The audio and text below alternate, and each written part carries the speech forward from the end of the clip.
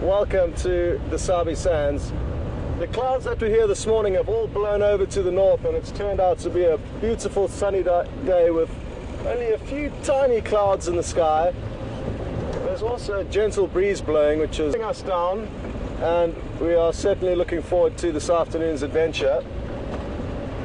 That was Mvula, a big dominant male of this area, and we enjoyed a beautiful sighting of him. But he's probably headed off into an area where we cannot go.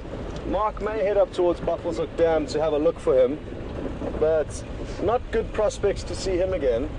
There are, however, good prospects to see one of his sons called Quarantine, and he's about 2 years old now, just over 2 years old, and there was another game drive vehicle that saw him crossing into our property this morning, but nobody was nearby or close enough to get there and find him. We tried and didn't have any luck. So thankfully, one of the other game drive vehicles that found Aubrey enjoyed that sighting, thanks to Aubrey. So up in Quarantine now, and Mark is going to be looking for some elephants to start off with, and then possibly head to Buffelshoek Dam to have a look for Mvula. This afternoon I am teamed up with VM again, so looking forward to some action with him. We've had some incredible sightings together, a lot of which have been through him finding the animal or suggesting to go and look in a certain area. So hopefully this afternoon is going to be another one of those memorable drives. And I'm sure we'll... Some of you may have a black screen but can hear my voice. So if that is the case, yeah.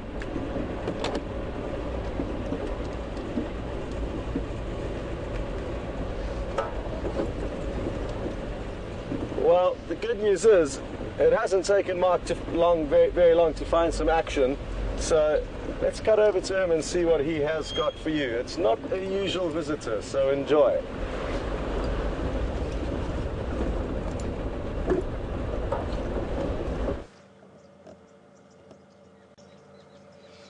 Good afternoon all, and welcome to this little side of Gowrie this afternoon down at Djuma waterhole. I'm sure that you're watching these baboon on cam. I'm sure probably some of you have been on the Djuma waterhole camera to see them. It's a unique opportunity to watch them because we don't get them here very often. They don't stay here. They did come in a little while ago. They spent a couple of nights and then went back south. I think they come from one of the properties south of us, and as it gets drier and as food sources start becoming harder to find, resources I guess,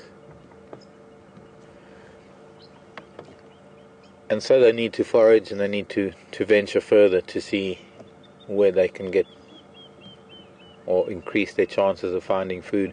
Jackalberries are starting to come into fruit, so they're probably coming up all the different drainage lines following the jackalberry trees, and well, who knows what their motivation is, but luckily enough they're here. Most of the troop is already below the dam resources. There's some nyala here too, feeding just amongst the baboon. I saw a bushbuck earlier, just as we were starting up, drinking at the... In fact, there it is. There's the bushbuck. And maybe we can get the nyala. Oh, she's gone. See, I'm talking too loud. Let's just stop and let everybody calm down. It would be lovely to have bushbuck and nyala on the screen together.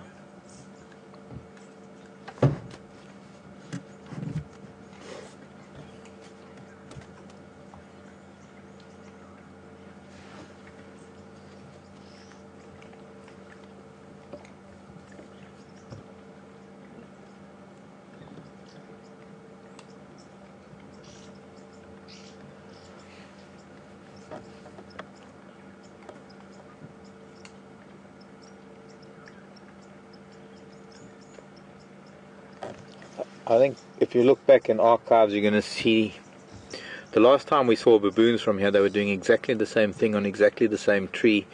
And what they're doing is there's scarring on the bark of that acacia that is probably producing a resin. And as we go into the dry season, a lot of the primates rely on the nutrients that they can get out of the resin of trees, particularly things like bush babies. But a little while ago we saw a baboon actually stripping some of the bark from that tree, probably to stimulate it to produce resin. And since there aren't really that many things here that can eat it, every time they come by they go back to the same tree. There's a nyala approaching the baboon now.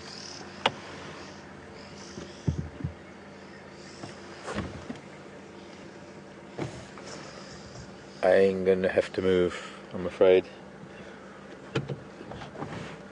We've got a game drive vehicle that needs to get by, so I'm gonna just go backwards and let him come past us, and we'll come back to this lovely little saga.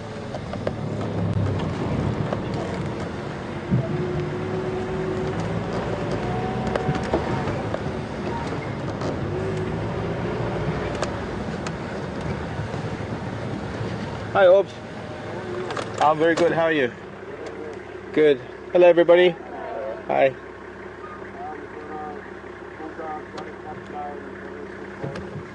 Okay. Really? Okay. There's Mvula, Nyala and Mfene. Nyala. Where's that bushbuck?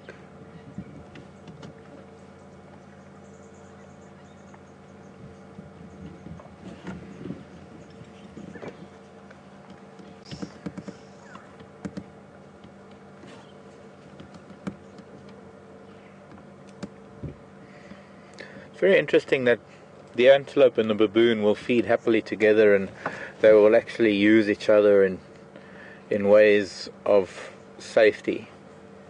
The nyala will be happy to be grazing and browsing around the baboon, because the baboon have always got sentries, they're always on the lookout.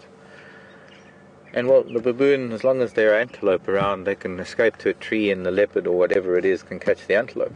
Well, maybe that's my interpretation of things, but it's a rather unique thing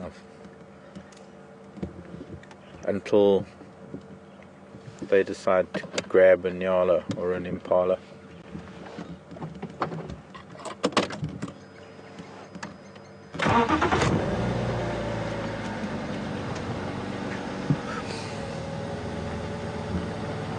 Good afternoon to Eileen, or it's morning to Eileen, because Eileen is in Boston, so it's still morning in Boston.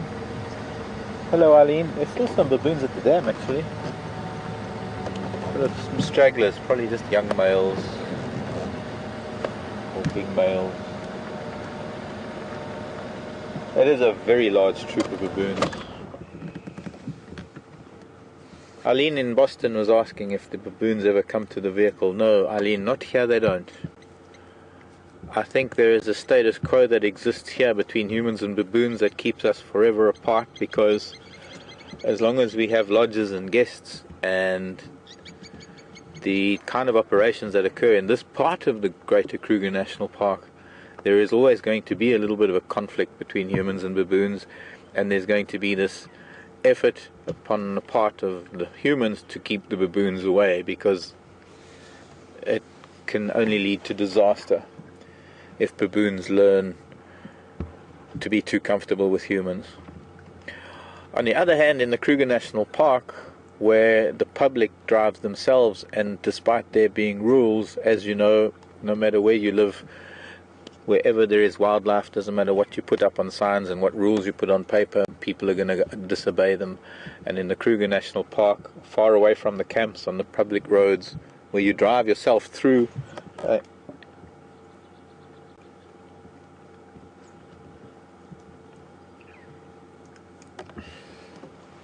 sorry. Copy that, thanks. Well,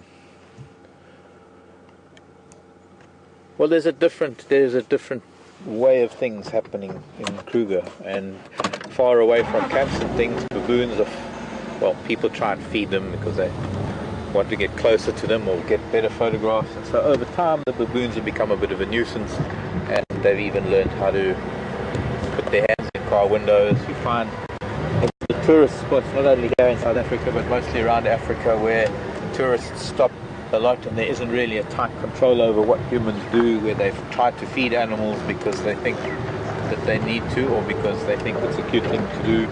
The animals become very, very bold and very, very dangerous. One of the most beautiful places on the African continent is probably the southern tip of Africa. Well, not the southern tip, because actually it's not the most southern point, but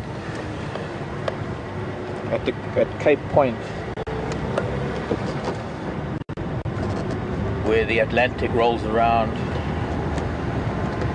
the west coast of Africa, and going up that mountain towards Table Mountain, there are a lot of tourist spots. The baboons have become so opportunistic, it's unbelievable. They know the difference between a locked car and an unlocked car. They know that when a person gets out of the car and they hear that beep, that the car is locked, and they know that when a person gets out of the car and they don't hear that beep, they know that they can open that car. But they also know the difference, and this is even from being at home in the Timbavati. They know the difference between men and women, and they know how to take advantage of children. And as long as baboons are fed, they're going to be a problem. But unfortunately, or rather, no, let me put it this way, fortunately here, the only people that are allowed to drive around with the animals are either landowners or registered guides, people that have been through training and that have to abide by what we call a code of conduct or rules of conduct. And we try and reinforce that ourselves as guides in the lodges, trying not to get people to feed things, because we want that, as much as we love nature, as deep as our passion may be, it's very, very hard to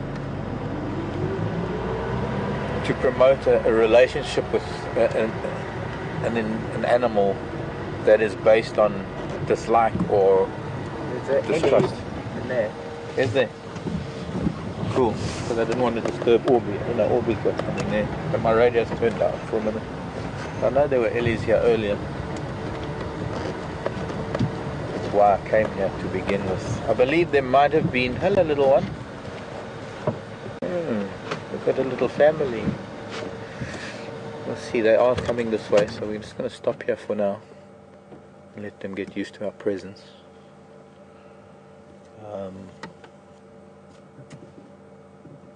I forgot my line of thought because there's an elephant in my midst. Not great for the camera though.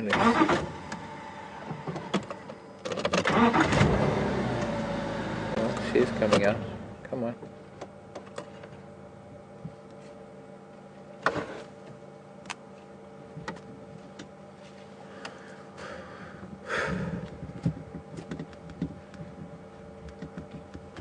Anyways, I was just saying it's hard to promote a relationship based on dislike, but we have to with monkeys and baboons, because when they do get to become a nuisance, you have people's lives, people in danger, and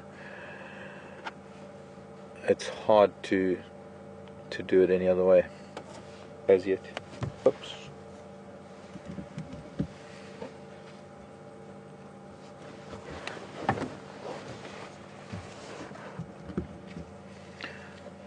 Kathleen, hello Kathleen, in New York.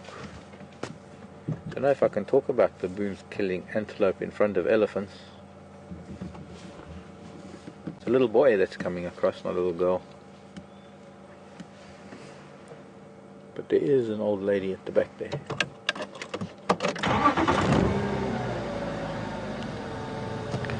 Kathleen is mostly young antelope, young warthog. And it's not very often. Baboons don't make a habit of killing mammals. They do every now and then have a little bit of a protein deficiency. Excuse me. And they kind of hanker for youngsters, and they mostly only take... Let me put it this way. I've mostly only ever seen them killing things in the beginning of summer, after a long winter perhaps. But when it's easy to do so. It's the adults of the antelope species or the warthogs that are so trusting with the baboons in their company that they don't even see the baboons as a threat. And even though the baboons might grab a youngster every now and then, there's still this conundrum in my head at least of why the antelope allow the baboons to be like they are, so friendly and all. But it is, or rather it does have a lot to do with safety and numbers and how vigilant baboons are, and it does, in some cases, it's good for antelope to have baboon around them.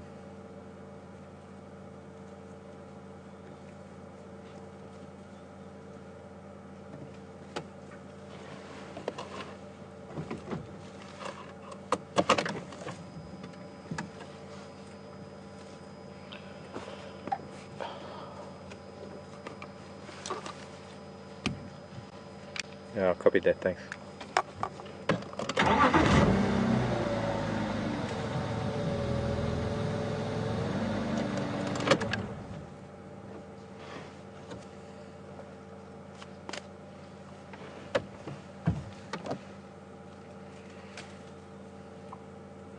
So, baboons to Ellie's.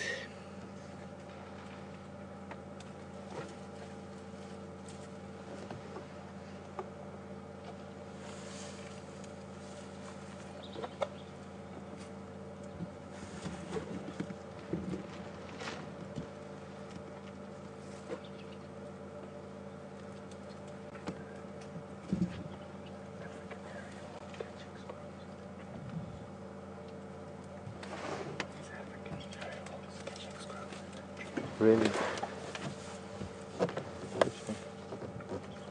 Okay. Hello, little boy. We're going to come back and see you now. We just got to go see something else. Although this really is beautiful. There's such a lovely light in his eye. Jason's telling me that African Harrier hawks, some Djuma genes, are just behind us. We'll come back to you now, Boyki. He's having some fun there.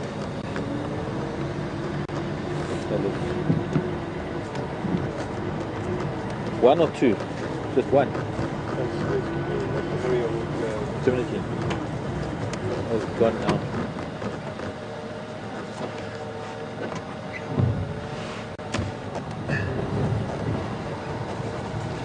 Those lovely dead trees. In fact, the dead tree that we had yesterday evening, we had that vulture with the waxing gibbous moon just behind it. The same tree just had a Djuma gene and squirrels that were alarming. So it could have been after some young squirrels in a nest. Although I don't think.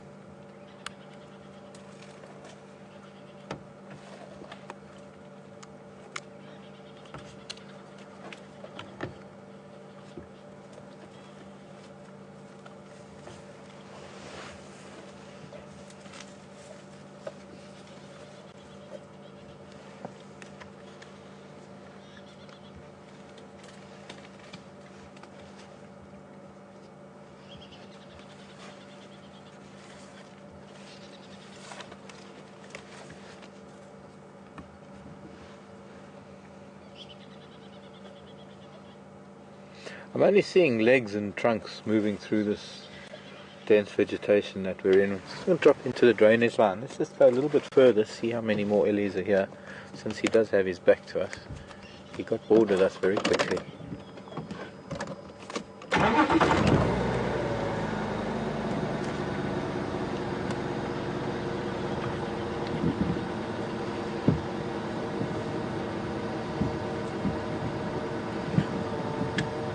Also a small sunbed drove on central Gary Cutline Junction.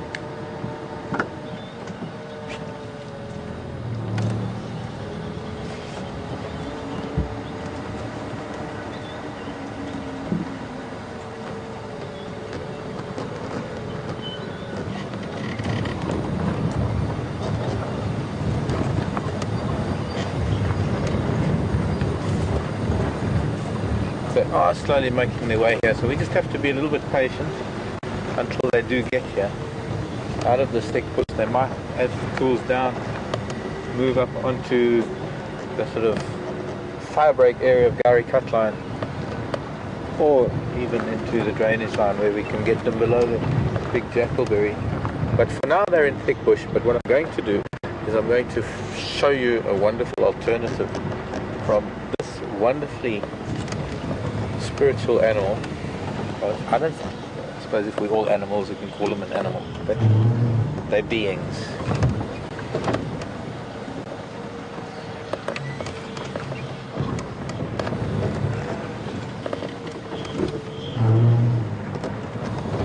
An animal that has a very large body, a very small, stout neck with a very big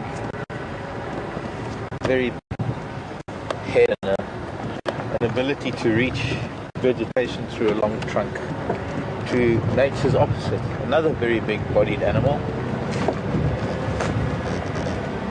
But instead of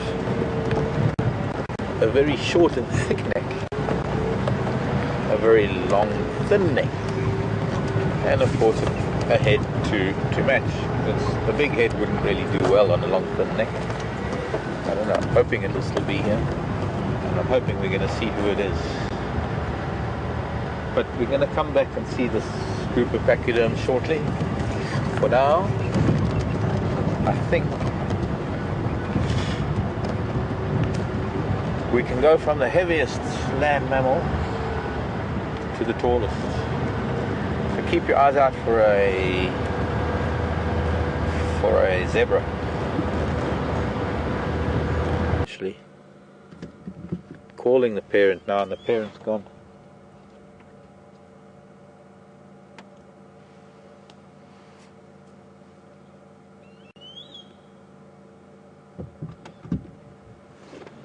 Missed him. Concentrating. Yeah, you're concentrating on. So in any case, he flew behind us, followed the adult. Alright, I think we're going to cross over to Scott shortly. There was a giraffe here somewhere. Unfortunately, he seems to maybe have moved off, but I hope we can find him again sometime soon.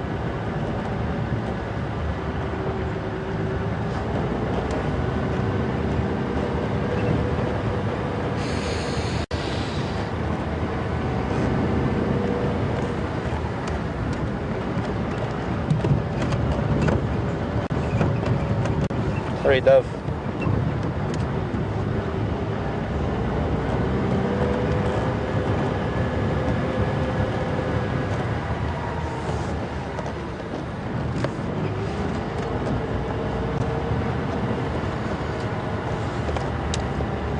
Have done so.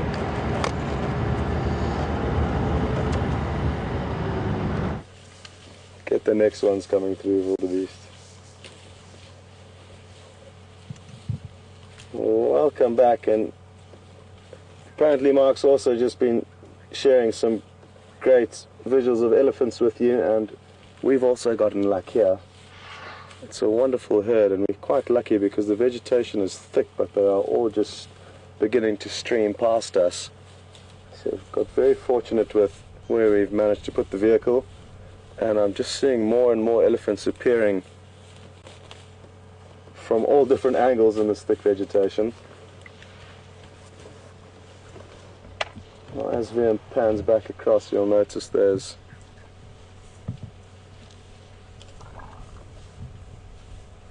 that very cute little baby seen on the Gari Dam wall by the guests. I'm not sure exactly what time, but it was this afternoon.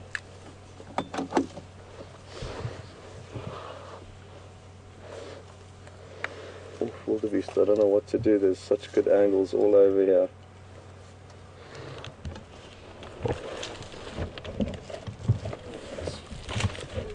Oh, we nearly got catapulted by this tree that she's feeding on, but isn't this going to be a unique angle? We can see into her mouth. Incredible. So this is an angle that we very seldom get to share with you, and isn't that very interesting? Well done, VM. And it's one of those sightings where literally poor old VM doesn't know where to point the camera. There is a lot going on here, and that's almost perfect that she's finished her show, because there's more action, and I'm guessing it's to the right at the moment, VM, the best spot. That's where the small calf is, or the smallest calf that we've seen.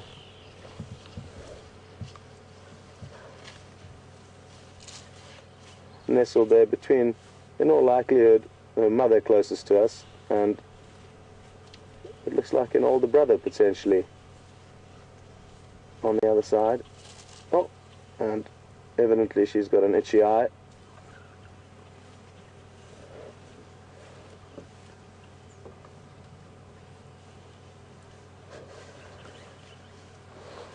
Just going to try and turn the vehicle ever so slightly.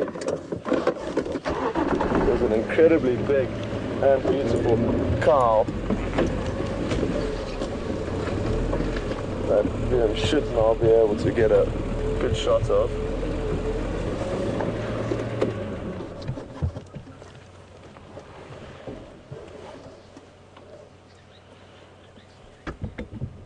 She's so big that when she was arriving and I could only make out small parts of her body through the thick vegetation, I thought it could even be a bull.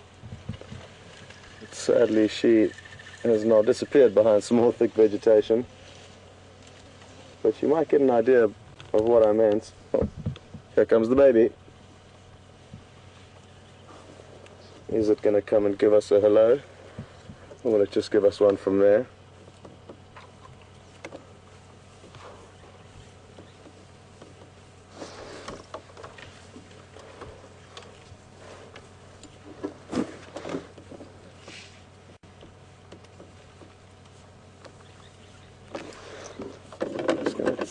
Take this opportunity now to do one more vehicle reposition.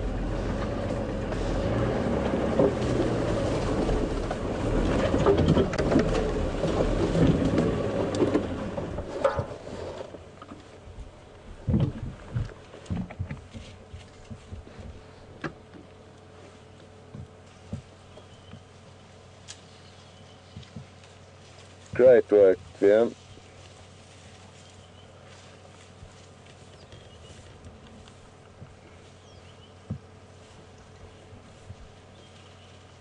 Well, we will just enjoy these last few moments with them and let them continue on their afternoon browsing. It is quite thick here and we just got extremely lucky with the area that they've moved through that allowed us some great views of them.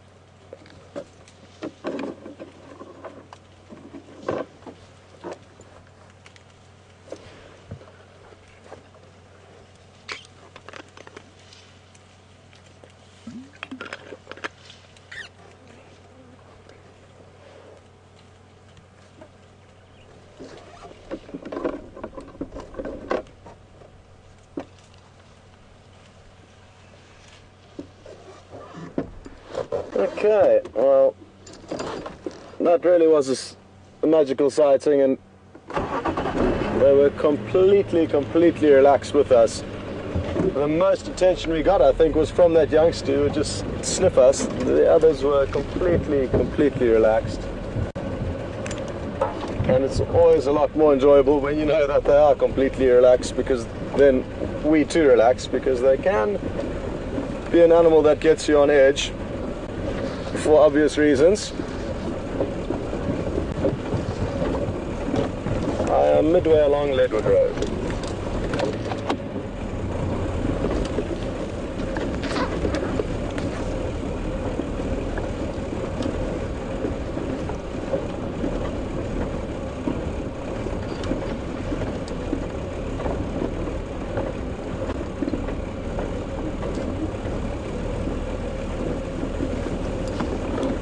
What have you got there, Andrew?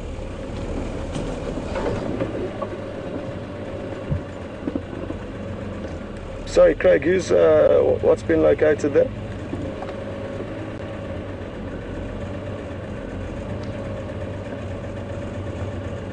Okay, copy that.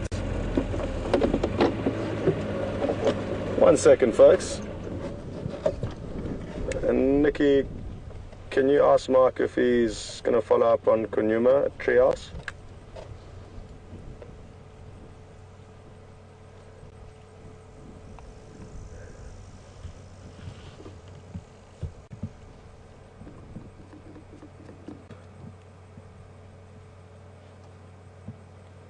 Negative, don't copy him.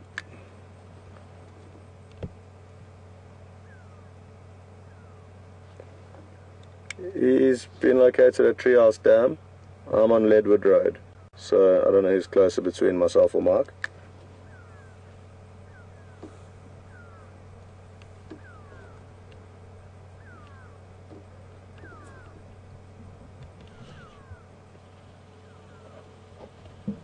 Copy, perfect.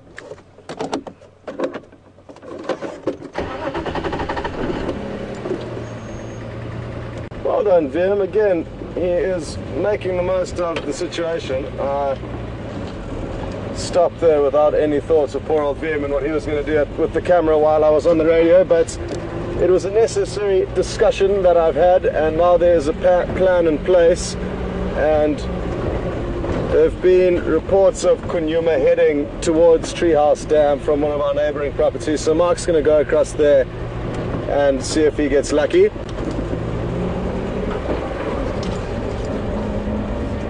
So that's great prospects. Great prospects.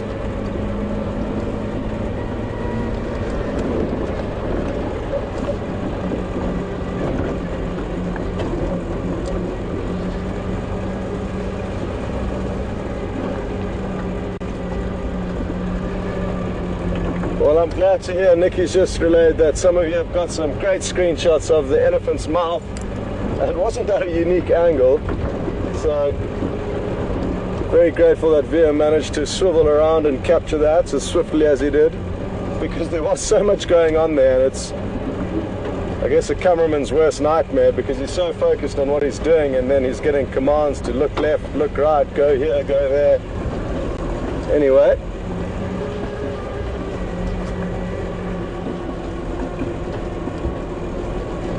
it's certainly not a serious problem, but it is something to bear in mind for the old cameraman.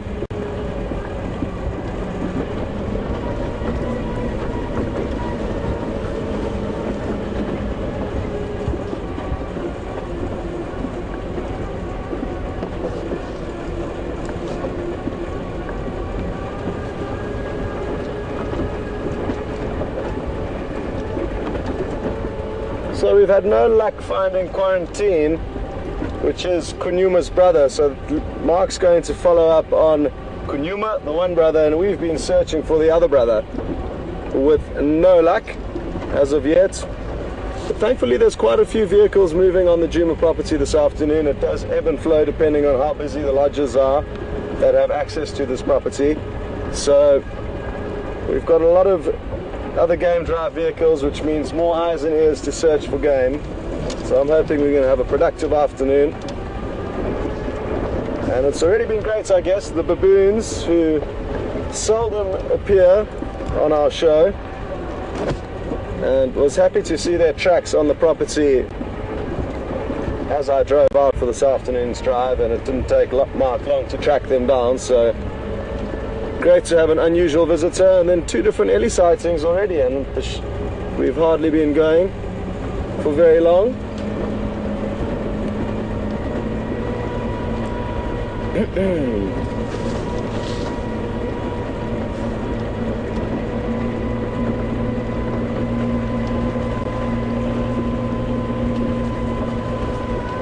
were also reports that a leopard was seen on the Djuma Dam wall, so I'm not sure if the Zoomy managed to capture that, but apparently the guests did see a leopard. It was sometime this afternoon, I'm not sure of the exact time, sadly.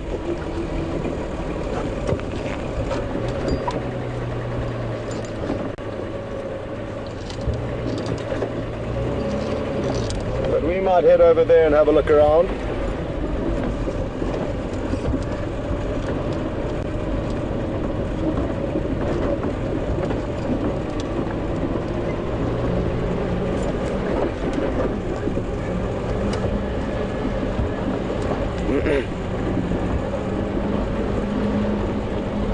Just got a...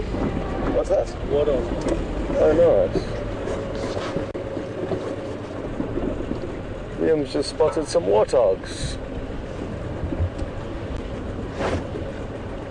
We'll try and back up and give them some space, because they can be a little bit skittish, especially when they're in vegetation that's taller than themselves, which is what we've got going on here.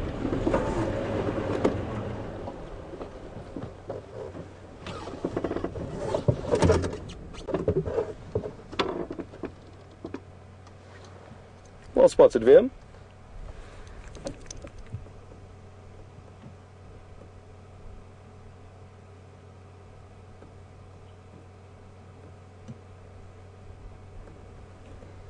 Well, I would like to know whether that is a male or a female, and I was hoping it wasn't going to turn around and show its rear, but it did a little bit, so you got lucky. But was that a male or a female warthog? And try and just remember what you saw from the face. And you can give Nikki your answers at questions@wildearth.tv, and if you didn't know, that's also a great way to send questions through to us. And then Nikki in the final control will relay them to me.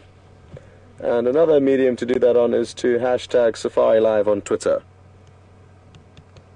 So we've just got a question through from Steve, and Steve is interested to know my thoughts on the fact that we habituate the animals and get them used to the vehicles and used to humans. Is that not putting them in danger with poachers?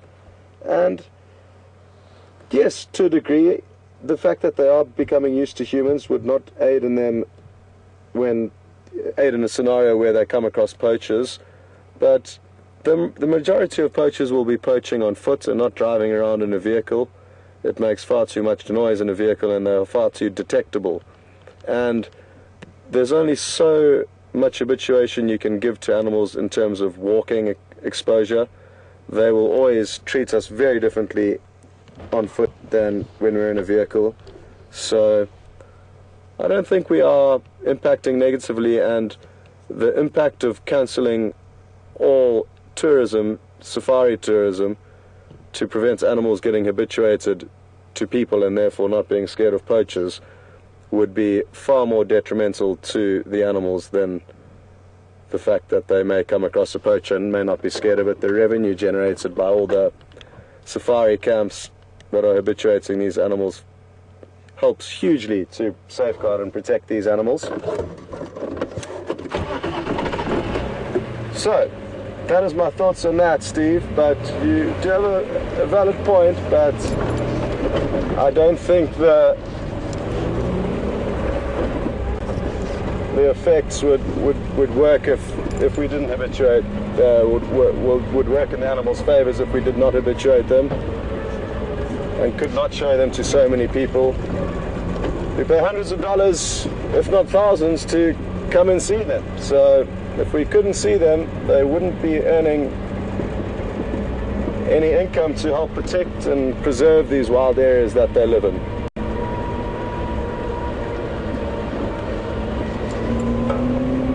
And I think rather through education,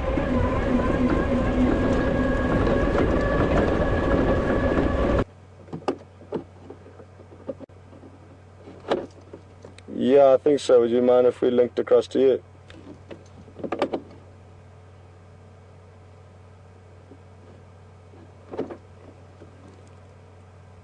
Okay, no problem. Take your time. I'm actually going to go and rather have a look around Mvula Dam. I'm worried he's going to cross straight over the boundary there.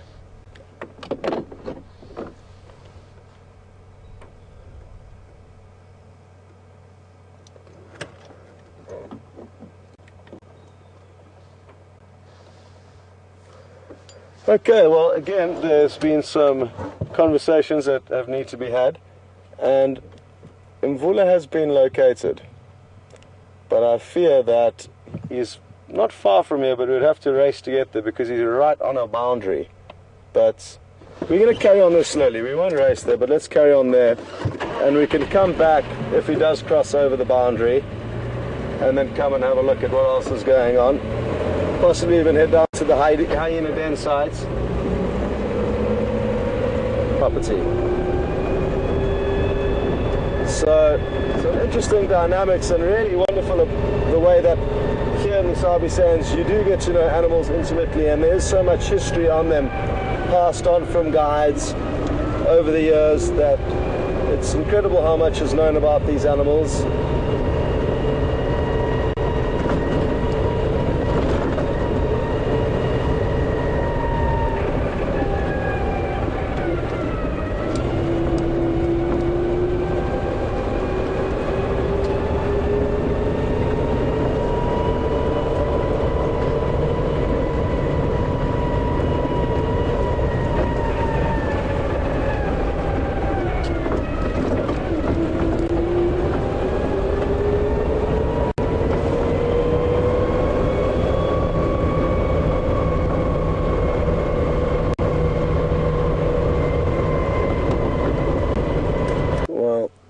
I wasn't expecting to see him again after we had the last glimpse of him this morning. He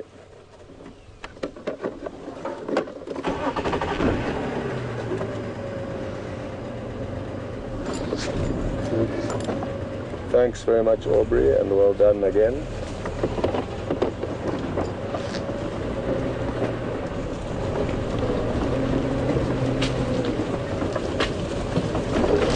Oh, sorry, all there? Yeah.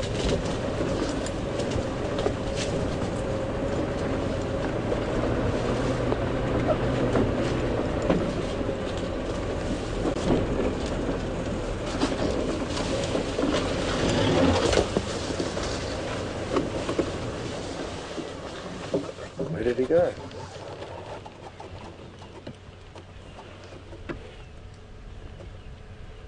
I can't see where he's disappeared to, but he was right here just a second ago and should pop out.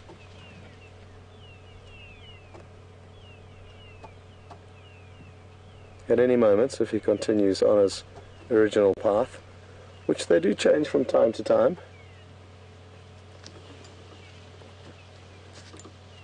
And we must enjoy every second we do share with him, because he is heading towards, well, he's running parallel with our northern boundary at the moment, but he could click over at any stage. There he is. I think I'm just going to move forward one last time. Sorry again.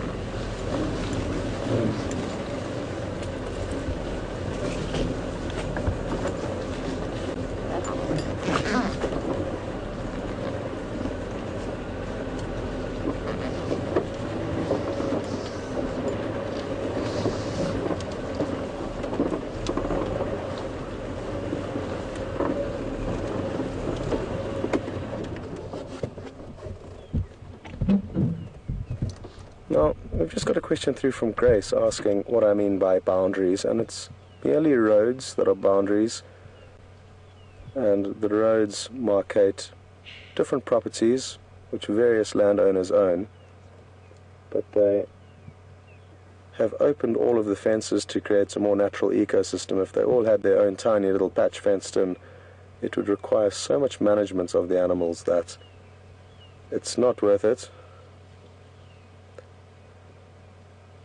And the boundary roads are often long and straight roads, as that's how the properties have been chopped up for ease purposes, which makes sense. This is beautiful. Well done, VM.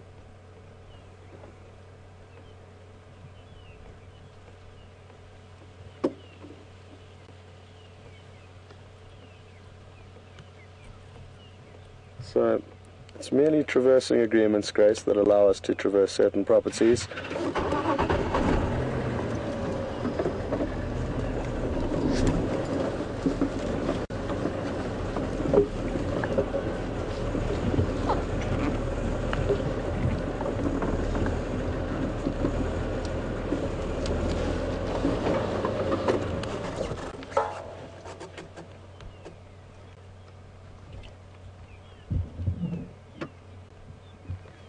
I wonder what he can smell. He's very hungry. Even this morning you could see he hasn't had a meal for a few days.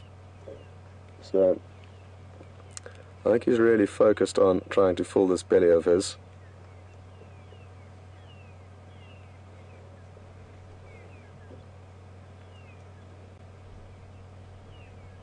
Do you have a visual of him?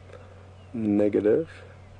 But I believe he is just behind these bushes with the round leaves at kind of 1 o'clock. There he comes, just from left to right. To the right of those, yeah.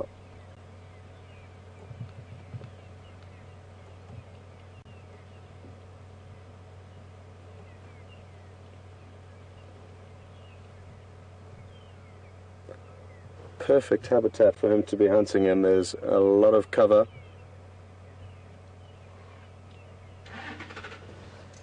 Which would allow for some great stalking opportunities.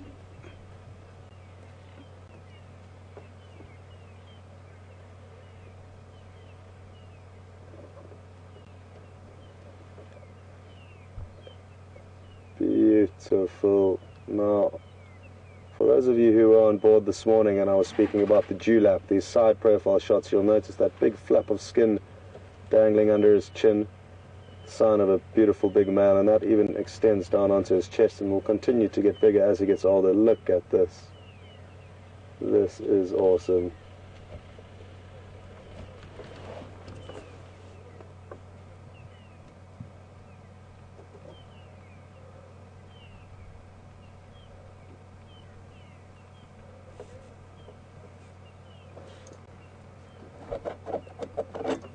If Mark's ready, we can cut across to him now.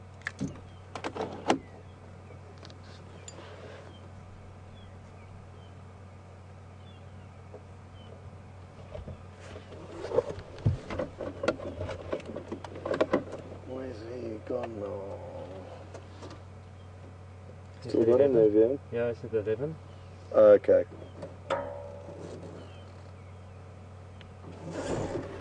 So he's apparently following the scent of some warthogs, and that's a message I've just got through from Aubrey. So we don't want to get too close and chase anything away.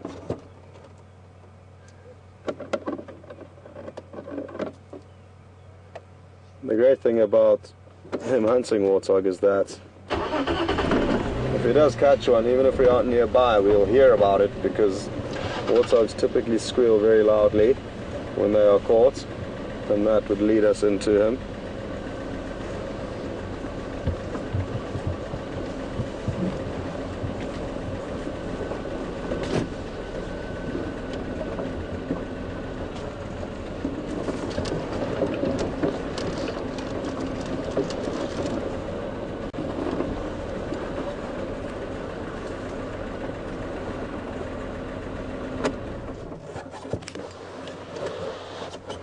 Folks, well, we're going to stay here with Mvula and try and give him as much space as he needs for this hunting, but let's cut across to Mark and see what he's up to.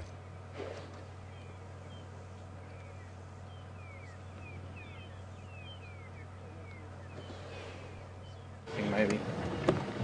Welcome back, everybody. Well, from one cat to another, from father to son, and just over my hat I see that little twitch in his tail.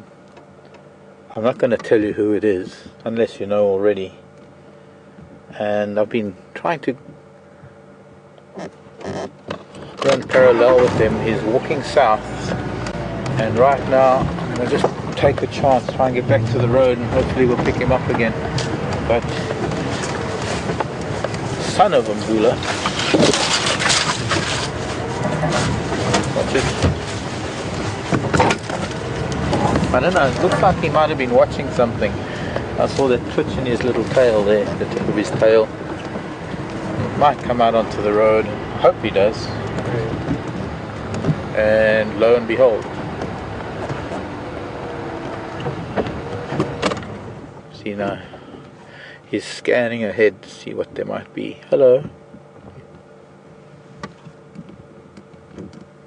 Just a glance back in our direction. I think there's something that he's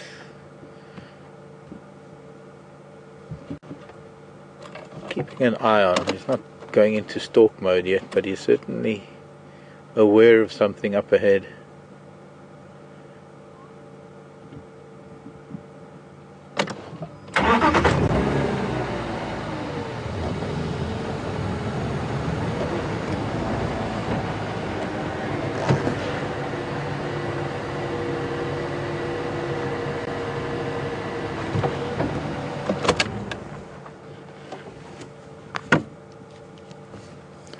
I don't know if leopards really know that the tip of their tail has got a brain of its own. They're in Impala in front of it. Are they? On the road.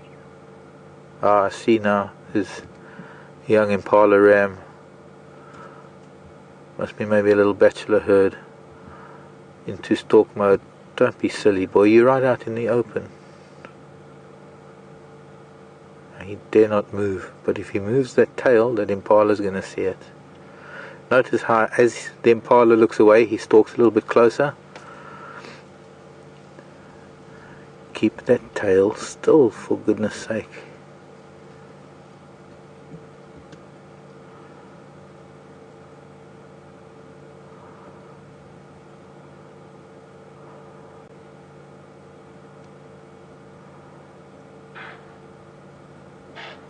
And what does he do? Sits in a spot of sunshine and swishes his tail around like, I wasn't stalking you, I'm just here.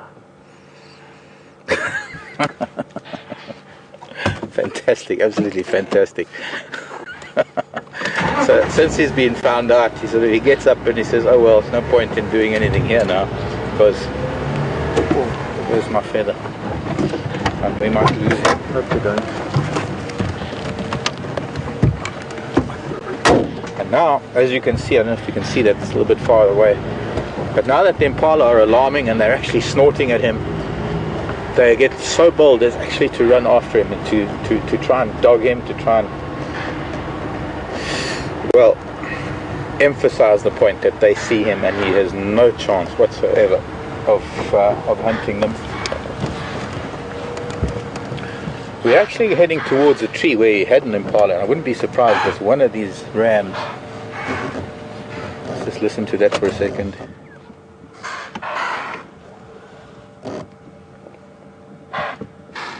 This is a bachelor herd we see quite often. And now I better catch up with him.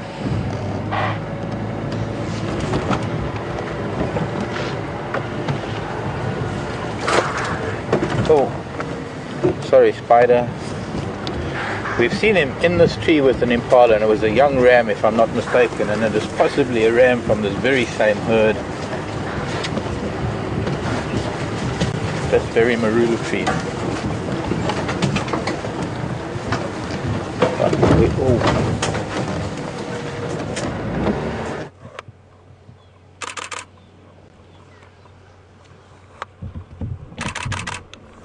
Welcome back, and shame Nicky's having a tough time in final control deciding who to bounce between, but here's Mvula, and what a beautiful view as he walks past our vehicle again. He's slinking in and out of our property, so thankfully when you just saw him now, we saw him coming back onto our property a few seconds ago. He went straight off and now he's come straight back on, so really great prospects, and I'm going to keep on trying to stay with him for as long as we can. As soon as I fix my little earpiece connector here. There we go. And he's still looking obviously intently for these warthog that he saw earlier. So it is quite thick though, these areas he's looking in.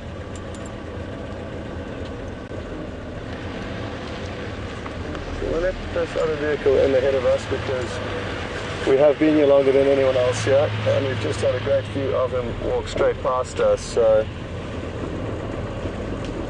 we will take our time, and Mickey will possibly be doing a lot of unexpected chopping between the two vehicles depending on who's got the greatest shot, so just bear that in mind.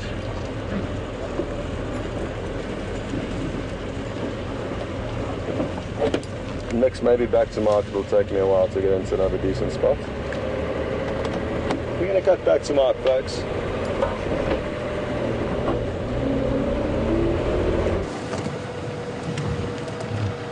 Copy, thanks.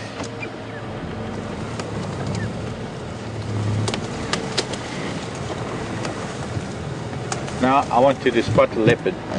Spot a spot from where we are right now. I don't want to push him too much, but after that probably had a little bit of an adrenaline rush in his stalking and trying to remain unnoticed, and I think his intent was there. I certainly think that he could have made a go of it if the older rams hadn't seen him. He didn't bank on the road curving round, and him being so visible in the middle of the road when he got close to that younger ram. So, well, it helps to have other eyes and ears around when you've got your head in the grasses, no doubt. But now he has taken to ground and he's got his head in the grass, cleaning and grooming. And I'm going to see if I can get into a better position. We've got a lovely late afternoon light. And in fact, with the colours of the bushveld right now, this early turning of the leaves and the browning of the grasses, it's almost, this late afternoon sunlight is leopard sunlight. It's exactly what we want. But we need to let him relax a little bit. And then I can turn around, maybe get a better position. It is on the back end of a little termite mound that might obscure us, but I'm going to see what I can do.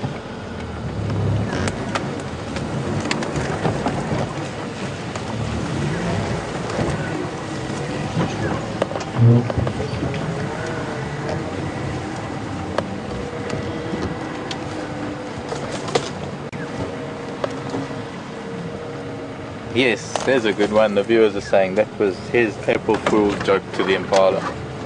Stalking you, and then ha, April Fool.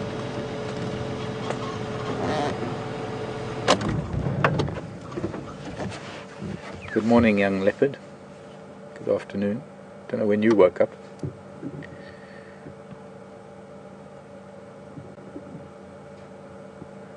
But that was classic. I know that there are a lot of viewers that would hate to see a kill. For me personally, it's not a very nice thing to watch, but I do accept it. I live and breathe what I do. In fact, I'm looking forward to the next few days. I'm going on leave tomorrow. I'm going to miss you all for a week. And you know what? I get to do one of the most amazing things on the planet for the next few days. I get to drive my Land Rover around a game reserve and look at animals. So I'm going to be having fun with my Ellies back home. But it is just a wonderful thing to be able to do, and we're very privileged to be able to do so. A lot of viewers not really keen on seeing that harsh side of nature, and it's still interesting to see the process in action, to see how it really works. And of course, the wonderful thing about all of the predators that we do see is that they're not really that efficient. They can't be. They have to fail sometimes. It's the law of hunting, really. It wouldn't really work if every time they tried to catch something they would be successful. So they have a relatively low success rate. And it's just wonderful to see the behavior. Now, young cats, whether they're lion, leopard or cheetah, they are often a little bit too impatient or a little bit too eager.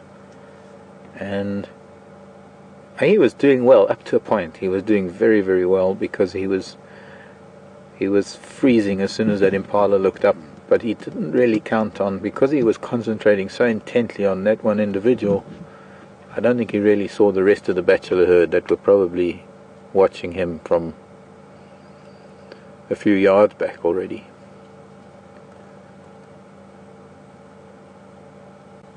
But I've seen on so many occasions how young lion will chase an animal away because they can't wait for mum to strike and they think that they can jump the gun. Or young cheetah who think they know what they're doing.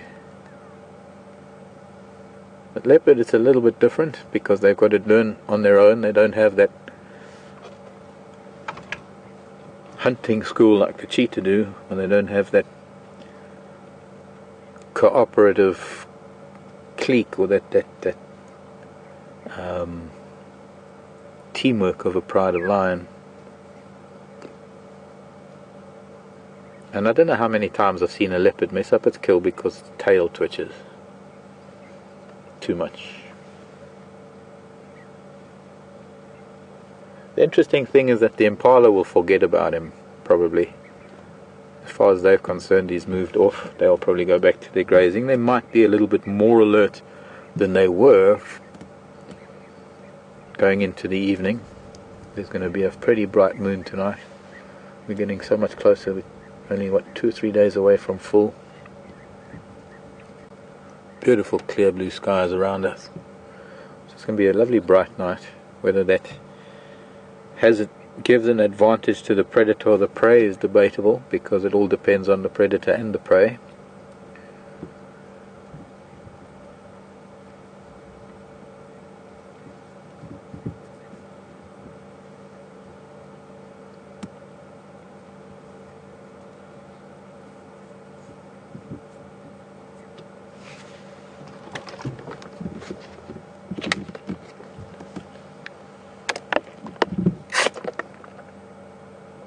Sorry, make too much noise drinking.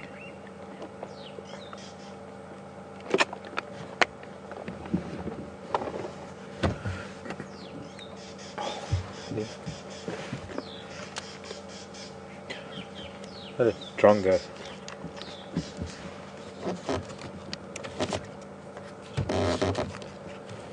think there was a drongo making funny noises. He's looked up to have a look at that.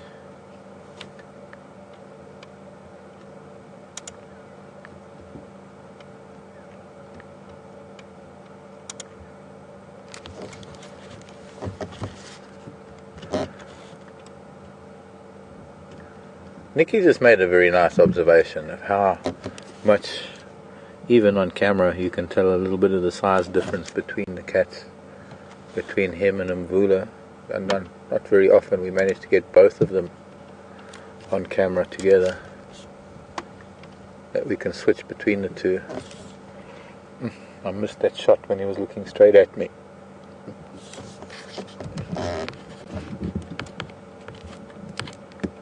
Time to move again, boy, because I'm talking too much.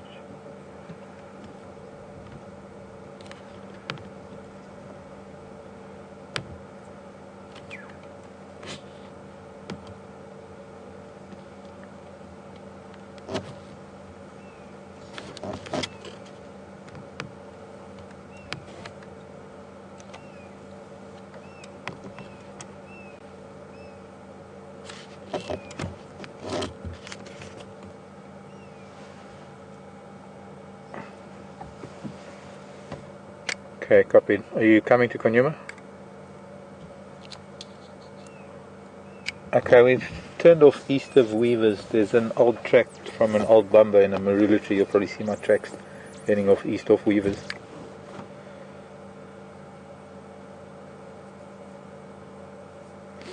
No, negative. We way east of Weaver's Nest.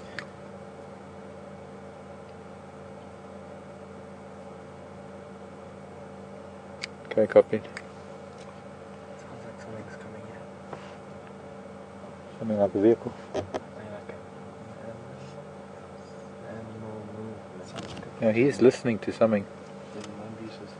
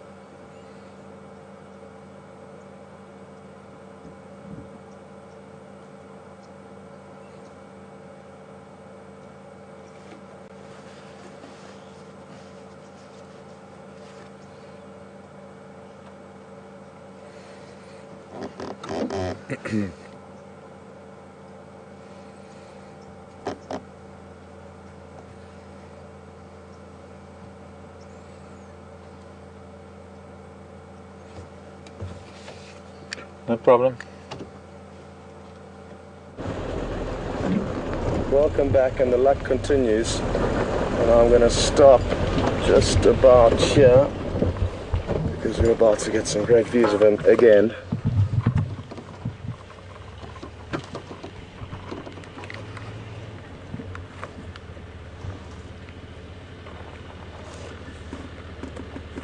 Will he jump up into the bush for us? Come on, go for it.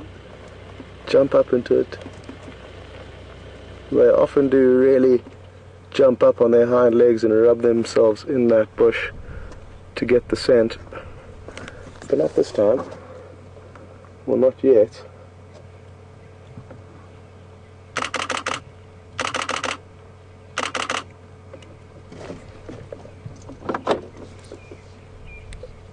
Craig, best access is on Buffelshoek East, quite close to the break.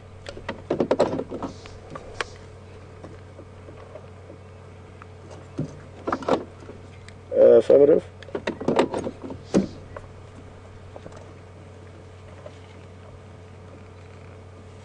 There we go. There he did it. So eventually he performed for us, and it wasn't that great. Now I'm hoping he's going to continue on down to Buffelshoek Dam, and who knows what may happen down there. He's busy just walking past that vehicle though, and that's going to be a great shot. Another big male. So I'm just going to make space for Craig quickly.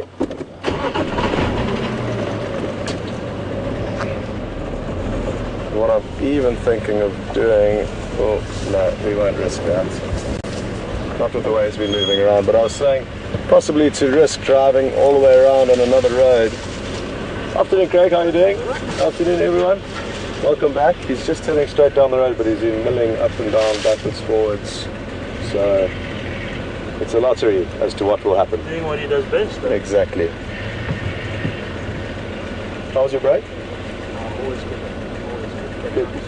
Good. Nikki, we're going to be a while now getting back into a position, if Mark's okay.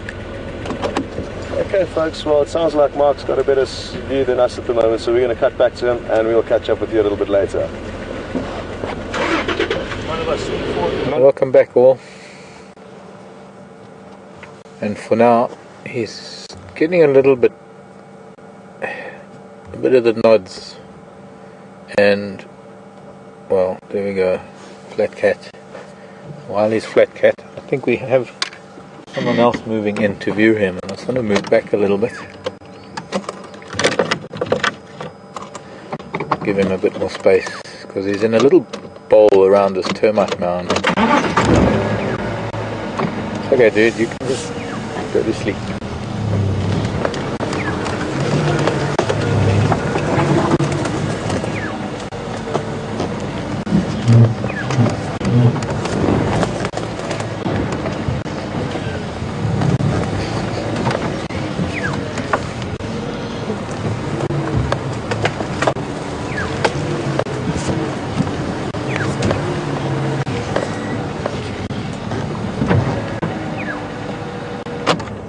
We'll just have to live with that for now, because I don't want to disturb him too much.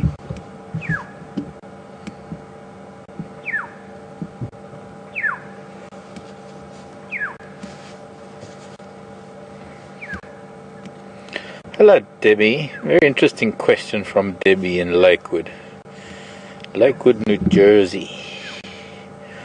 What is the evolutionary advantage of the twitching tail? Well, I'll tell you what the evolutionary disadvantage is, which we've just seen, in that it gives them away.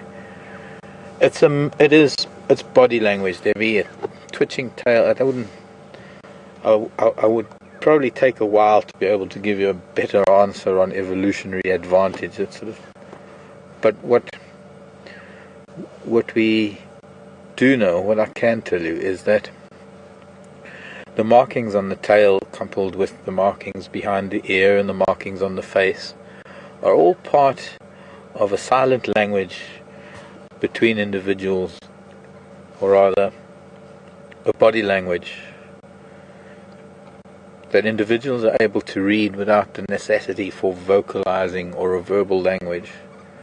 And although they might be solitary hunters, there is still a fair amount of body language that a leopard will give off during a hunt or during any behavior or anything that it is doing. Shame I got a dwarf gecko on the bonnet. Must have brushed off of a tree. Sorry, I was distracted.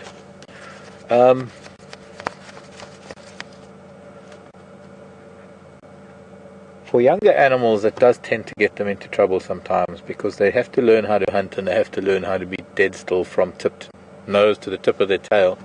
And very, very often the twitching of the tail is they're, I guess, through excitement or anticipation, and very, very often because of the markings on the tail being white.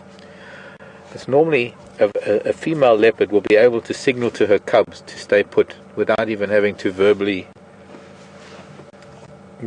mention anything to them. That just by the position of her ears and the movement of her tail, she's able to tell her cubs to stay put for her to go and hunt somewhere if she's with them and she needs to hunt. I don't know, it'll take a while to sort of mull through what the evolutionary advantage of it would be. I guess there has to be some, otherwise it probably would have become redundant. But it is certainly all got to do with flag signaling and communication between individuals.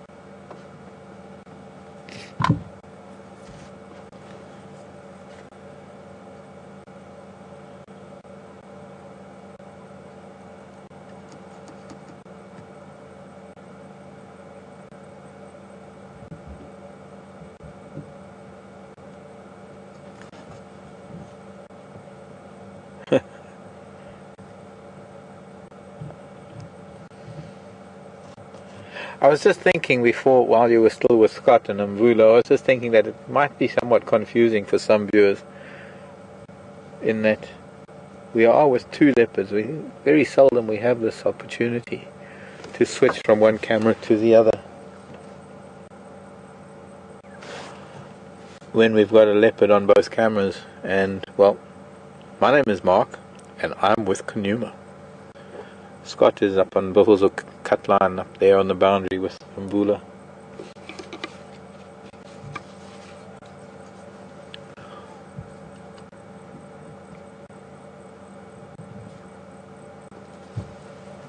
Go right.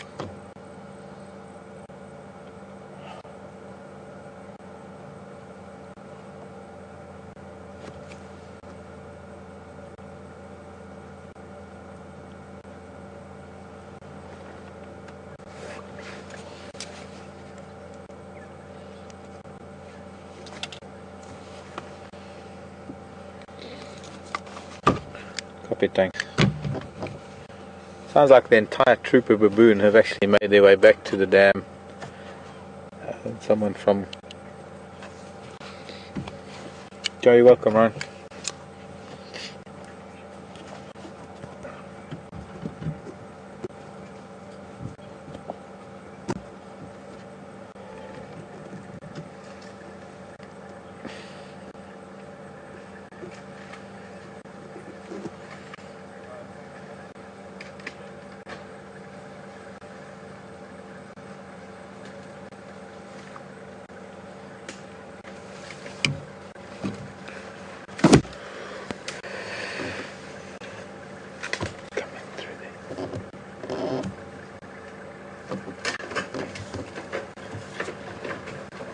Just behind the schedule on my right.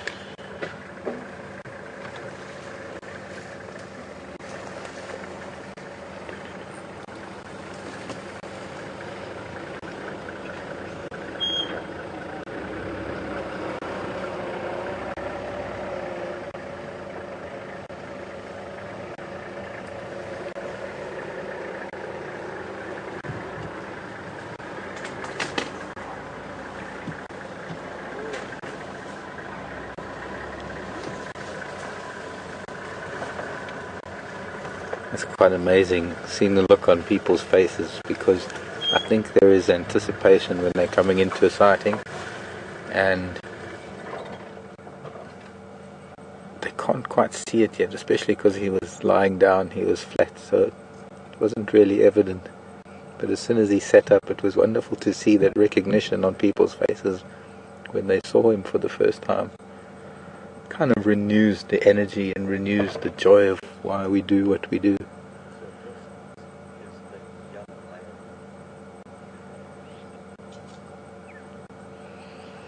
I moved back where we are now, although we're sort of seeing him from the back. He might roll over, we might be lucky.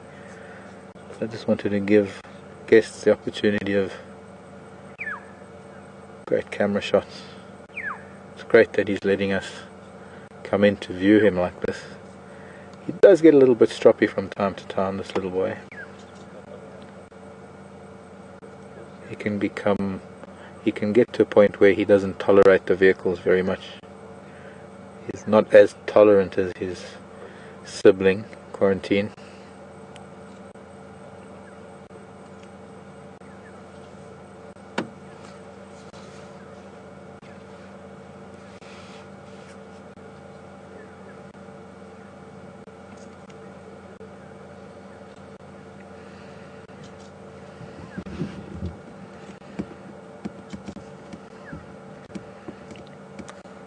Thank you, little boy.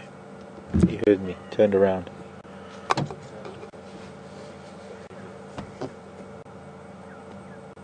Copy that. Let me just go a little forward, get this teak out of our way.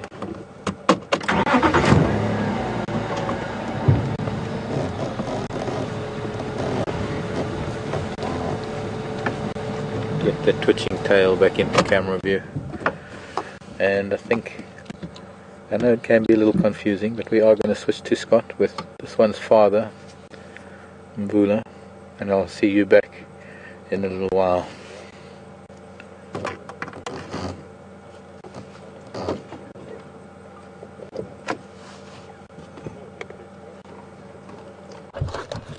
Welcome back, and I hope my plan is going to work. We've just got into position in front of a termite mound, and I'm almost certain he's going to creep up and peek his head over it. Come on. This is potentially going to be a great shot. Where is he? There he comes. Beautiful. So, you'll notice he's a lot larger than his son Kunyuma, who would lack that very thick flap of skin below the throat, and also his ears are notched. His face tells a story, whereas Kunyuma's son is still fairly flawless. Go ahead, Bernie.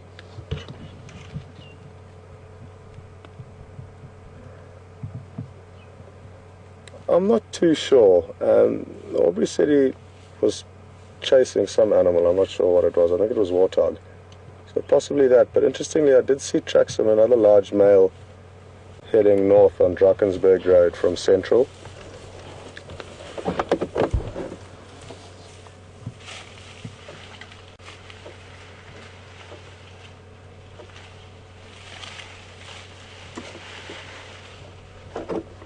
Yeah, affirmative. It'll be interesting. I'm still with him, so I'll keep you updated if he comes across anything. Well, wasn't that a great view? And we got lucky again.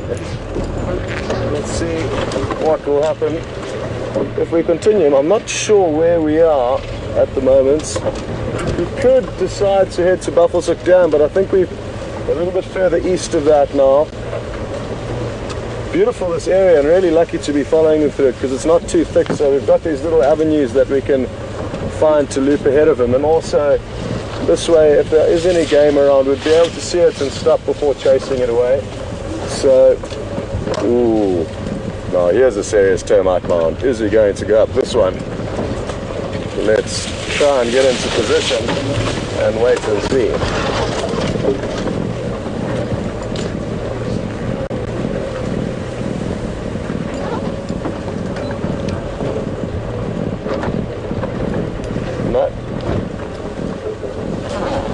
Doesn't look like it. Just stay here to confirm. Still going over here.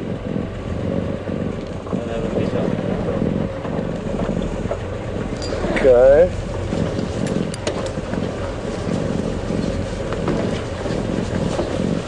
Well, what an afternoon it is. Following a father and one of his sons. Okay, BM spotted him. Just trying to think where we should wait.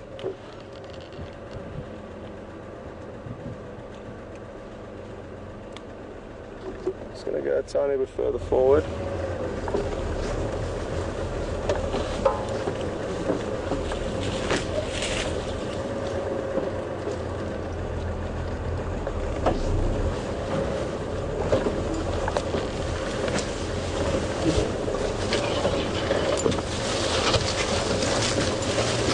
Apologies for the wait, but we are going to get a great view again. We just need to be patient.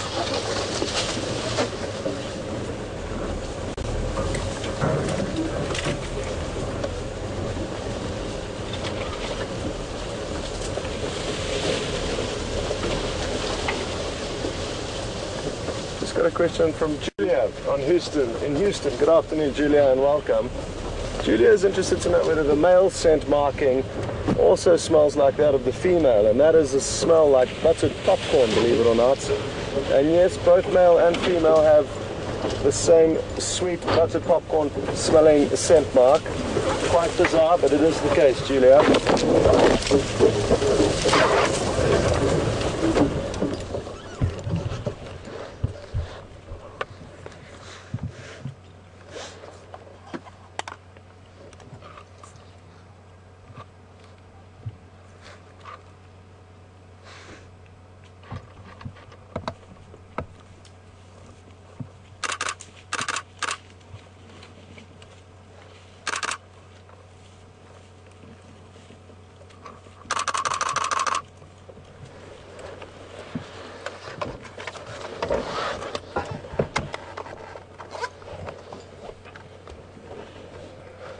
Now, Lisa's interested to know how far Kunyuma and Mvula are away from one another now, and they're basically on opposite corners of the property. We're in the northeastern corner and Mark's in the southwestern corner.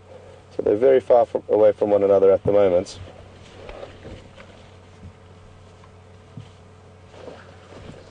And I'm not even sure exactly where we are now, but we are far away from Kunyuma, that's for certain.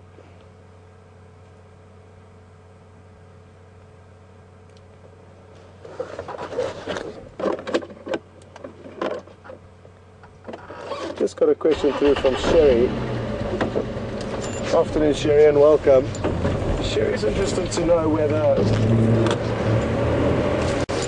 Kunyuma and Mvula would ever come to blows, and not up until now, no, they haven't, but it could well at some point happen because Mvula may become less and less tolerant of his sons, which he would be kind of obliged to do, because that way it prevents them mating with their sister or their mothers.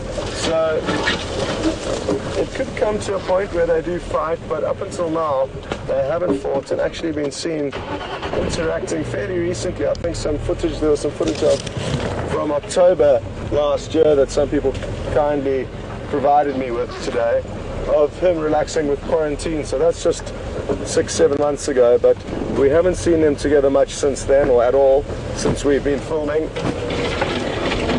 It would be certainly interesting to see what happens now, because it has been months since they have met that anyone's seen.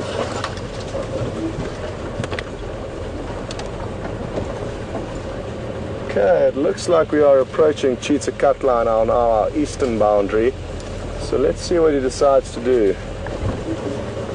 I did have tracks of another large male coming into this area, and wouldn't it be interesting to see a clash between male leopards?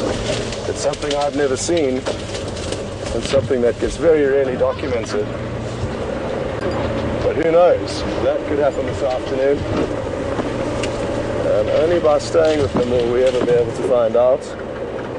So that is what we shall do. Sorry, Liam. Liam's trying his best to show you as much of Mvula as possible, but it is difficult when I'm driving.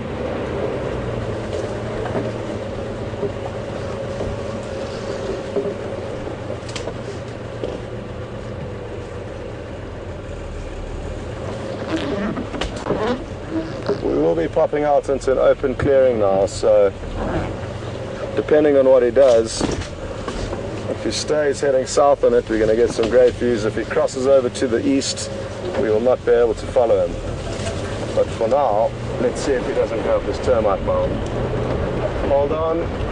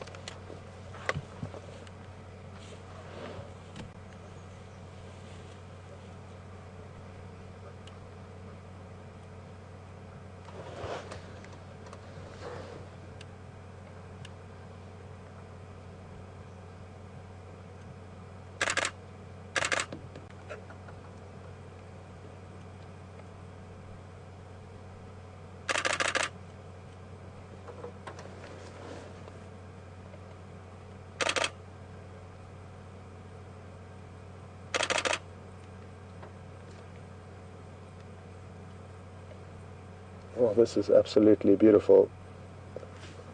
And he's just decided to lie down so close to us, really indicating how relaxed he is with our presence. And aren't we so fortunate to be viewing such a naturally shy and elusive animal that is now allowing us to see so much of what it does.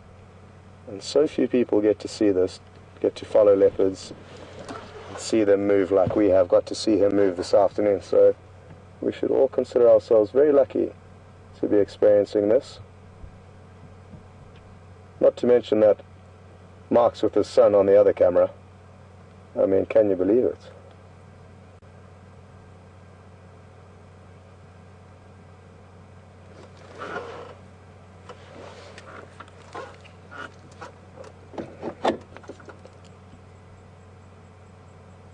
Stations Mvula is now on Cheetah Cut line, I think close to Gwari Road, but I'm not entirely sure.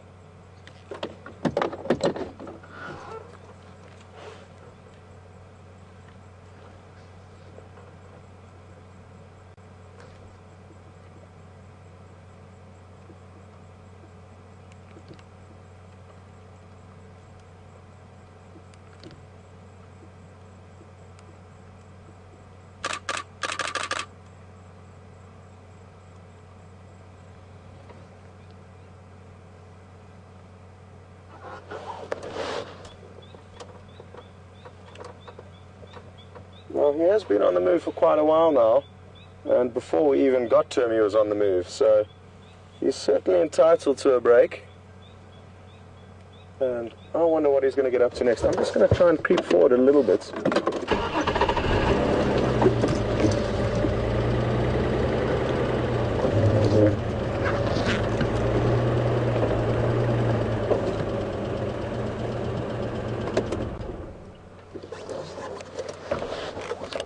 I don't know if you can do anything with what's going on behind there.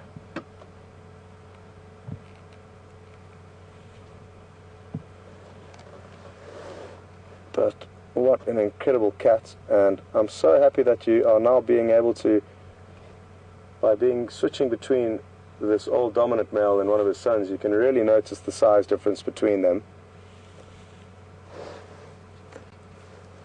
And I wonder what Mark and Kunyuma are up to. I'm sure Nikki will give me an update shortly.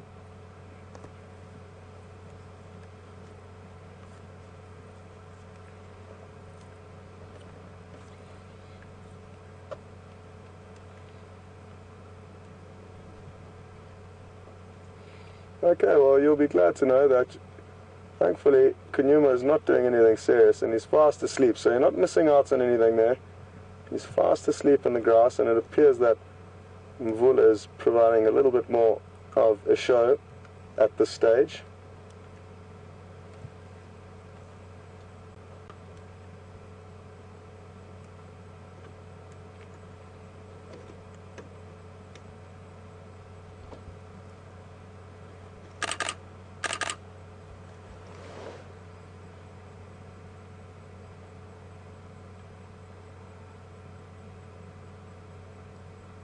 And as Vim zooms out, you'll notice that we're experiencing a absolutely beautiful, beautiful evening here.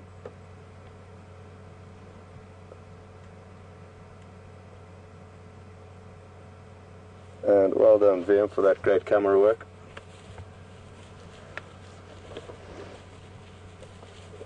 And he's up again. Is he staying on the road, VM? Yeah. On the road. Okay. Oh, this is beautiful. Now what we're going to do is, we're just going to loop ahead quickly, and that way be able to reverse down in front of him, a trick that I'm sure of you are now aware of, and it's one that I love doing. What we'll do also to start with is maybe just coast alongside him for a while.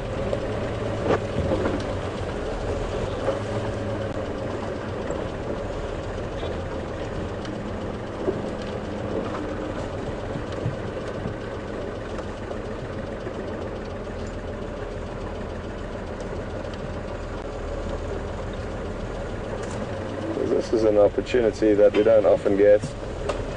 Quite smooth, unobstructed road running parallel to another road, and thus being able to give you the impression that you're pacing alongside this leopard on his evening patrol here.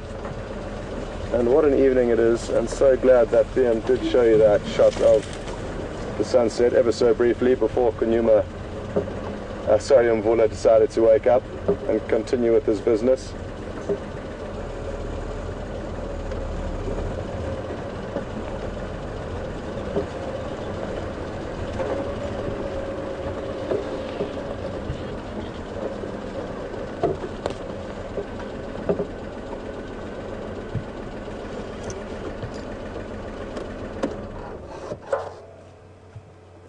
Well, if we're very, very lucky, we may even hear him vocalize.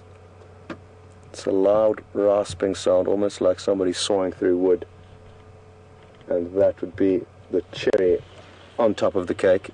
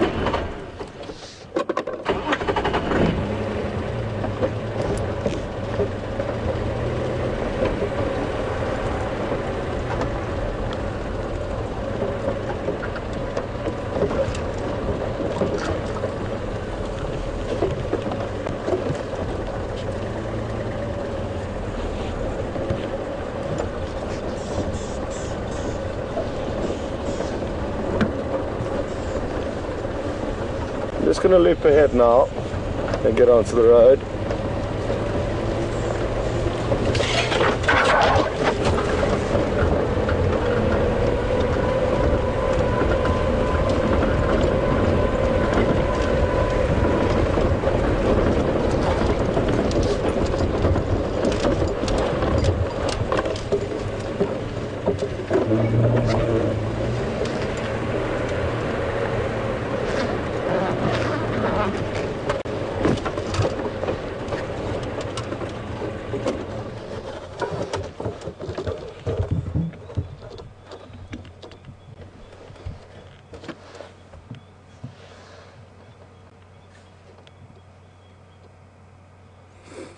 Not sure what got his attention there. He stopped quite abruptly and then continued to smell one of those bushes. So it could be that there's another male in the area, or who knows, maybe a female in season that he's trying to track down. But he certainly is moving with purpose, and we're about to have another incredible view of him walk past us.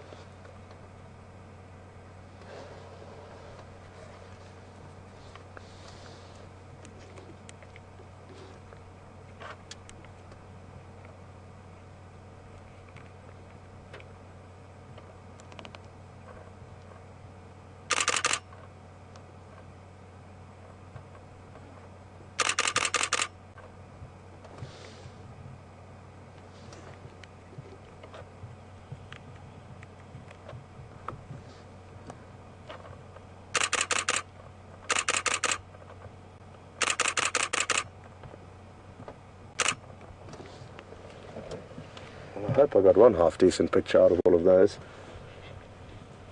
And here he comes, just meters from us, and it looks like this may be the last visuals we have of him.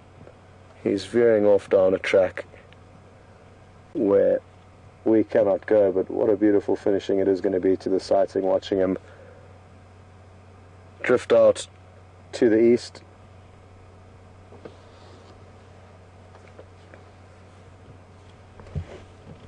And again, he continues to scent mark now.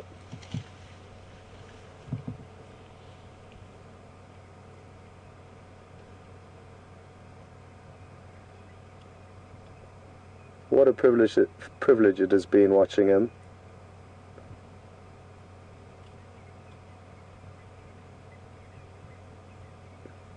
Okay, you're not done with us yet.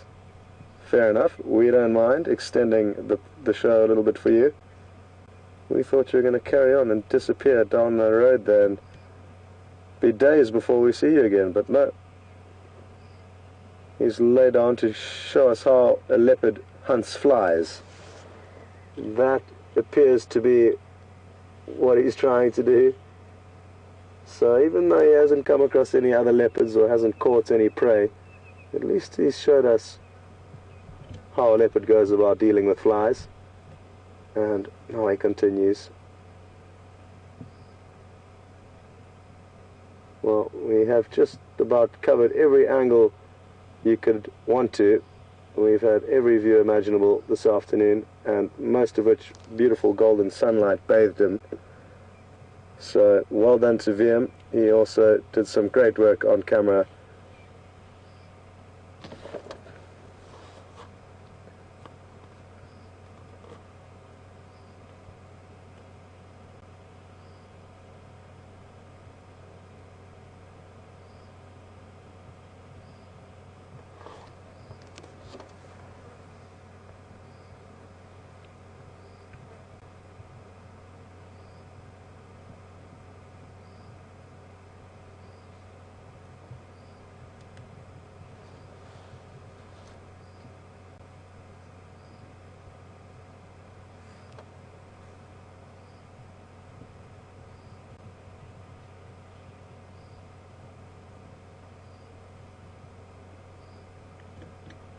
Well, it looks like we're going to see him do one last scent mark before he continues down that road.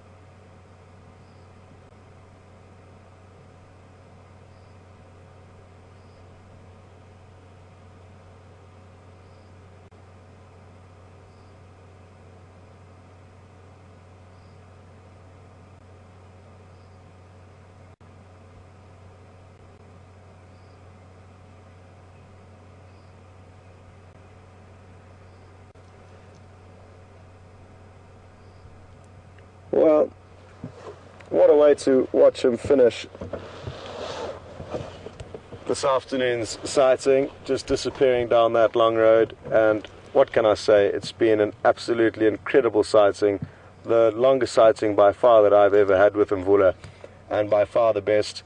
So for me, it's the number one Mvula sighting I've had so far, and I loved every second of it, and I hope you did too. Now, the good news is, even though one leopard is gone, Mark is still with another leopard, so we're going to cut across to Mark and see what Kunyuma's been up to for the last while.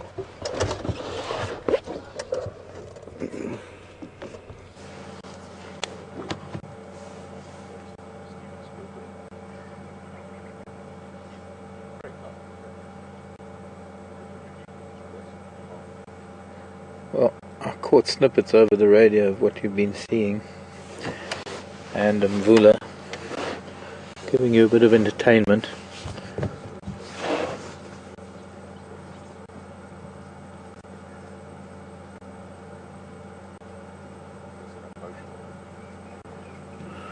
So finally Scott has sadly had to say goodbye to Mvula as he heads east into Torchwood. And, well, just to show you what his son is doing, it's a little bit of a twitch of the tail in the grasses, but he's sleeping, so it's probably dreaming. And I'm glad to hear that I'm not the only one that gets bugged by these little flies. I know the cats do too. And that must have been quite comical to watch him trying to snap at flies.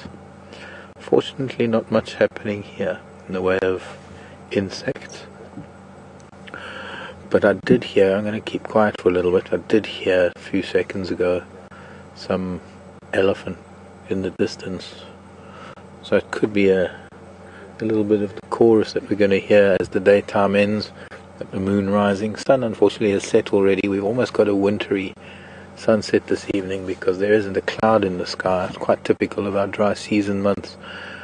Sunset merely changing colour through the haze of dust and smog that you get in low down on the horizon. It'll be a beautiful night tonight, actually, crisp and clear.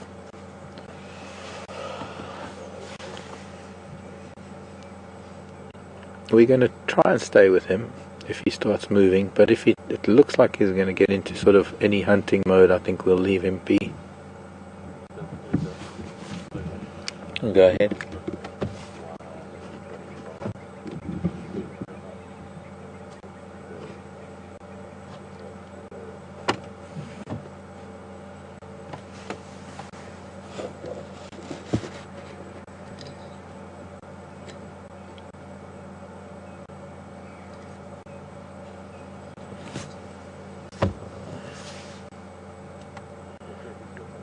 Doug. Hello, Doug.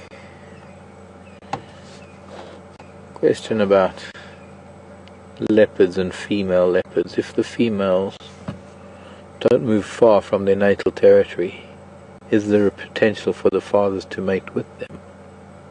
Interesting question. Because I think we've even experienced that before, that yes, it is always a possibility, and invariably one finds that female leopards tend to take up territory either within or on the edges of their mother's territory. They seldom do move far.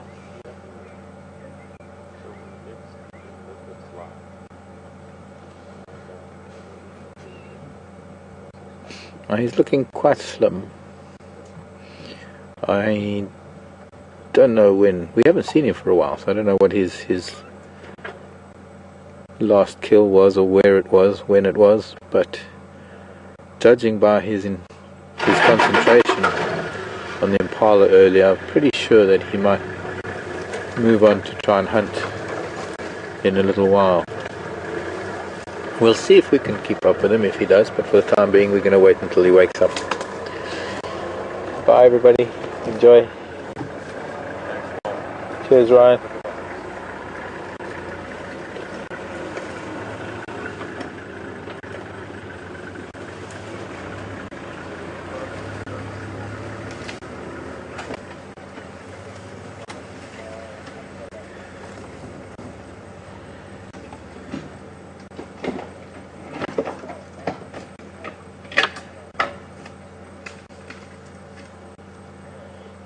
difference between Kunyuma and Mvula. I think a couple of questions that have come in regarding age and lifespans. Well, he is about 2.5 and his father is about 10, so let's say maybe 7.5 years difference. Average lifespan, I've known male leopards to reach 11 or 12. I think by that stage they're getting to be rather tattered and torn and pretty old. We have noticed that there are the odd females that have reached much. Wow, jewel beetle, giant jewel beetle. Just flew by. We don't see many of them anymore. They're a dying breed. And some bats coming out. But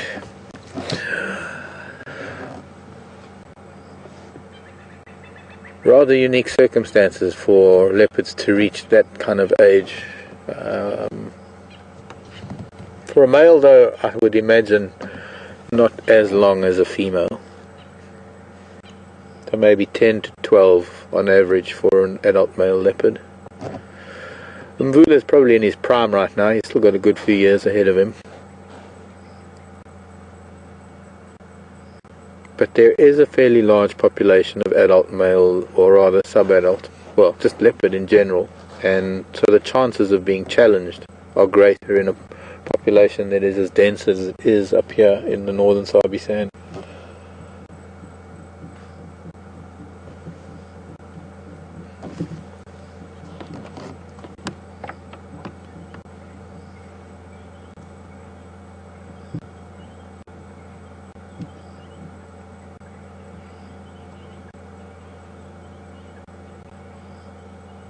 If we look at Shadow, for example, who's Karula's daughter, she is now in the territory of Tingana, but she's quite an old cat. Well, not old cat, but she's older than all of her other siblings. She's one of Karula's first cubs.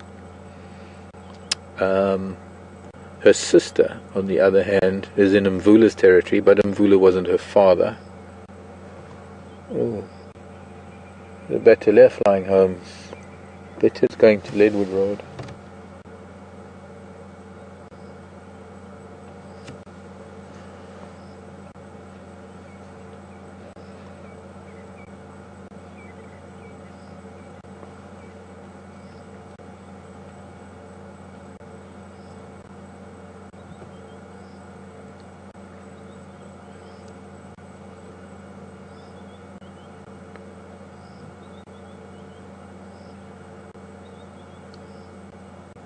Now, most likely one of the reasons why he's decided to go to ground and lie down the way that he has is because he did make an attempt with Impala.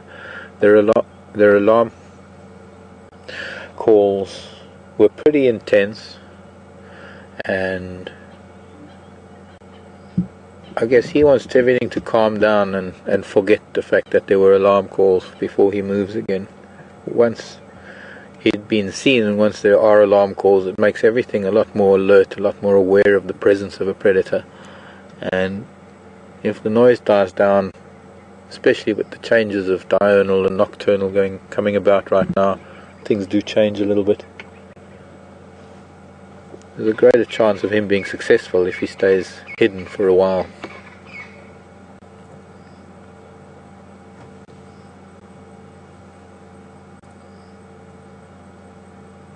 And he certainly found a spot that's just that. There's not really much that's going to likely move through this part of the world. Right now, with the onset of darkness, Impala are going to be seeking open areas. The only thing that is likely to be around here is steenbok and duiker, which of course are ideal prey items, maybe the odd scrub hare. What are going to take to their burrows.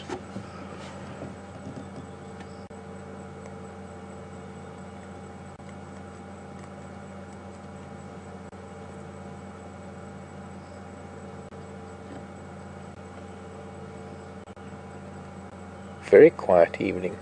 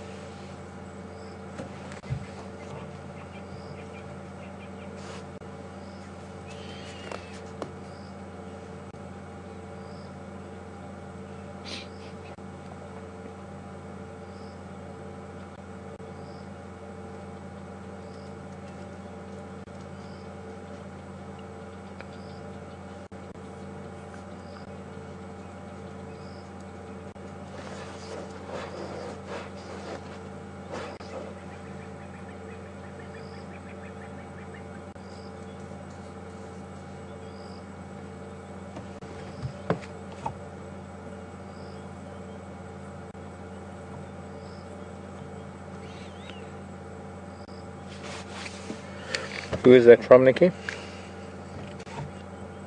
Oh, Clancy. Hi Clancy, how's Ohio treating you today? Hope your knee's getting better. Do I have a favorite leopard, or has Karula got a very special place in my heart? Well, I think Karula always will be. She's been the queen of Djuma for a while. Here we go. It's time for him to start becoming more aware of his surroundings. Karula is special. I'm starting to get a strong liking for these two boys in much the same way as I had for both Mishu and Induna, who were her second litter, the two boys that she had when I first got her. They were tiny, so I was luckily here right throughout their childhood, up until the point where they were leaving because her next litter came along, and I was very lucky to witness him interacting with his baby brother and sister and his father.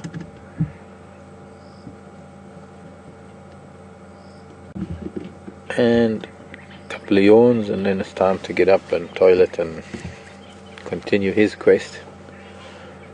We'll see if we can follow him, but if there's any sign of him hunting, I'm going to leave him be, because I don't want to disturb him.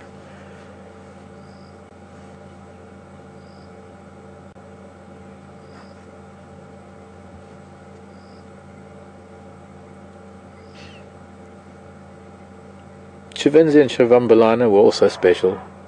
Oh, was that elephant again? Oh, that's down near Twin Dams Road, just below the dam wall.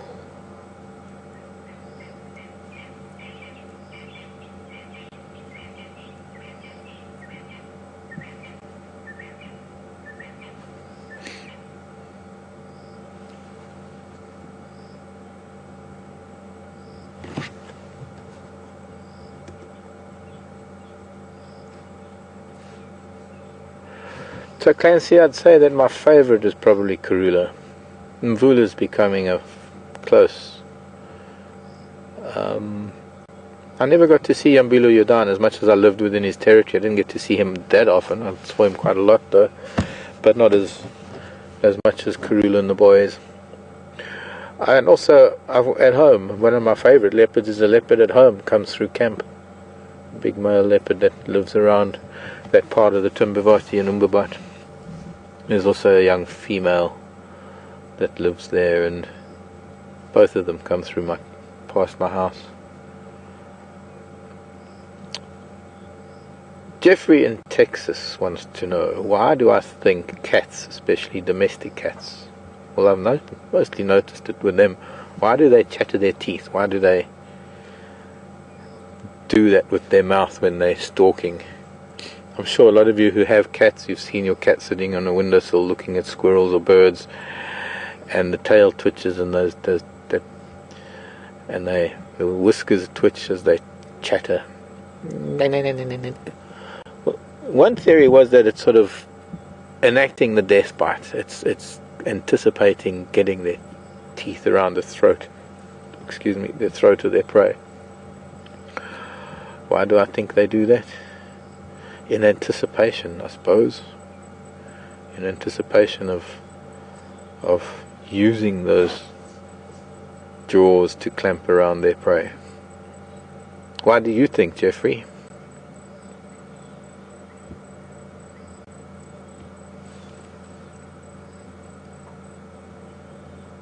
Did you pick up that elephant call? Mm-hmm. Trumpet. Let's see it.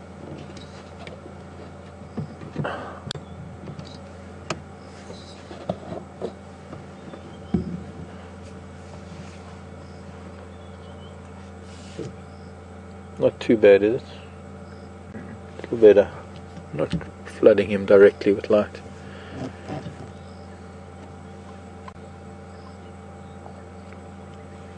A leopard in the grass.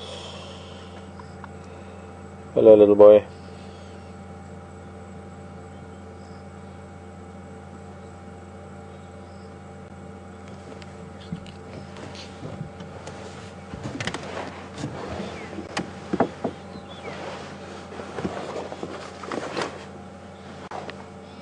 Uppsala.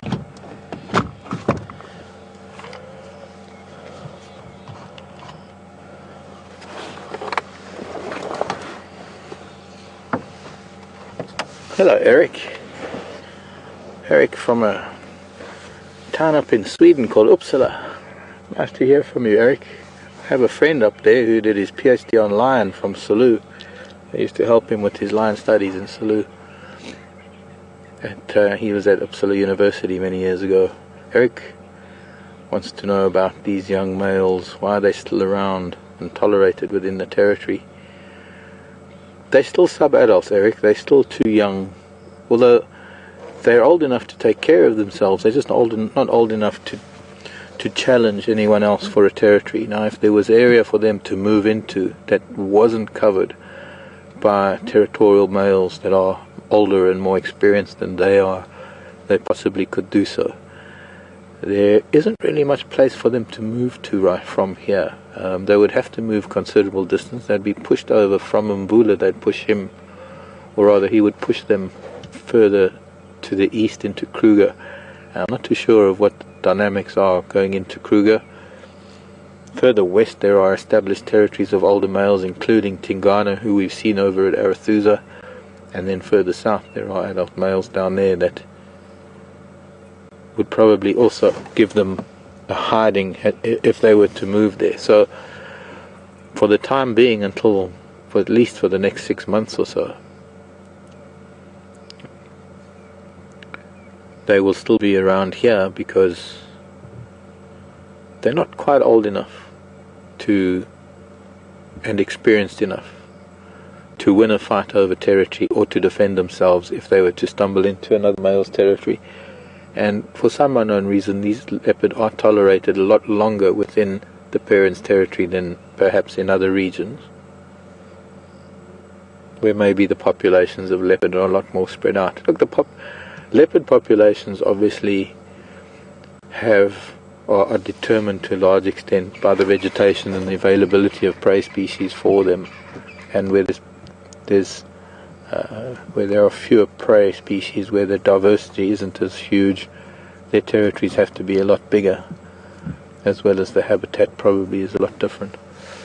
So there's so many factors that influence the dynamics of a leopard population, even locally, even though the Sabi sand, it might not be uniform throughout the Sabi sand in terms of how, or Kruger for that matter, how the leopard dynamics work. Well, this is how it works here in this part of the Sabi sand, or this part of the Greater Kruger. Where are you going to go now, young boy? Because you are going to get up.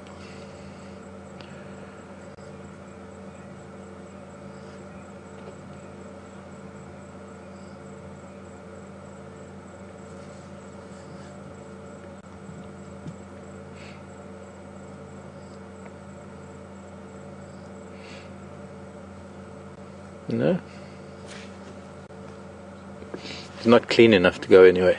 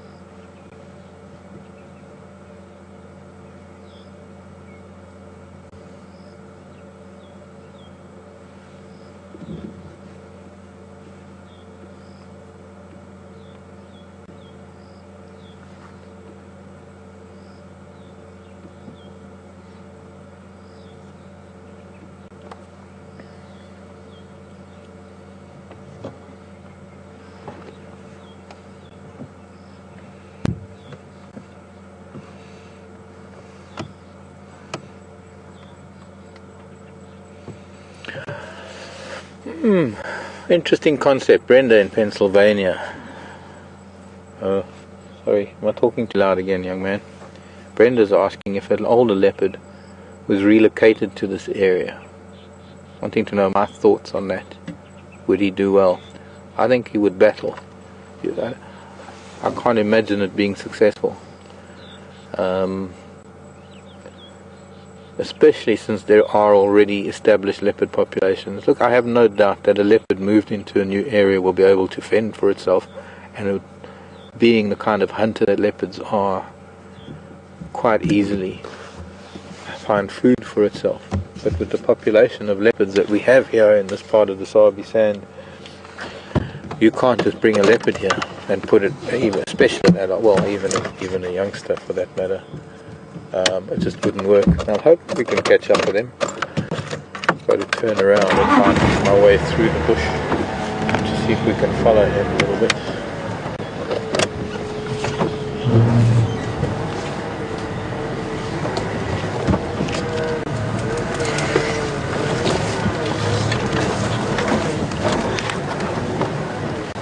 But it might be time to just leave him be. Let him. A lot of monkey orange going through here. And oops.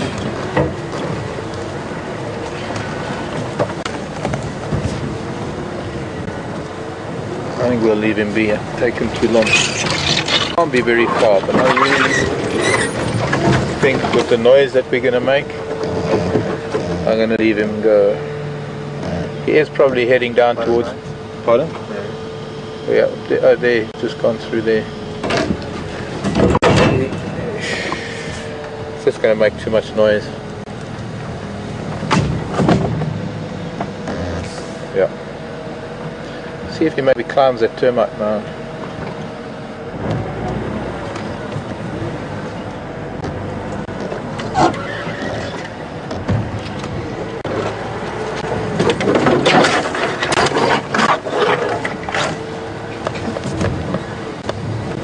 Right on top. Quite typical.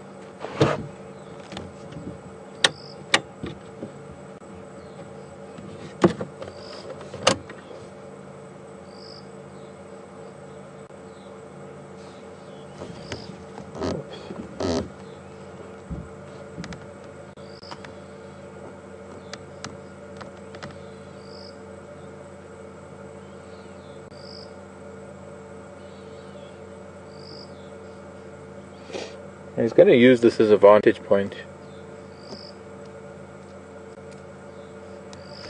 and not necessarily to see things, but also to hear things as well.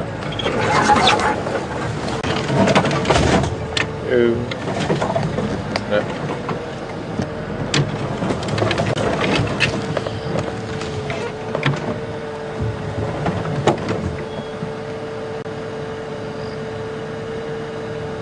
I think he's lying down now on the termite mound.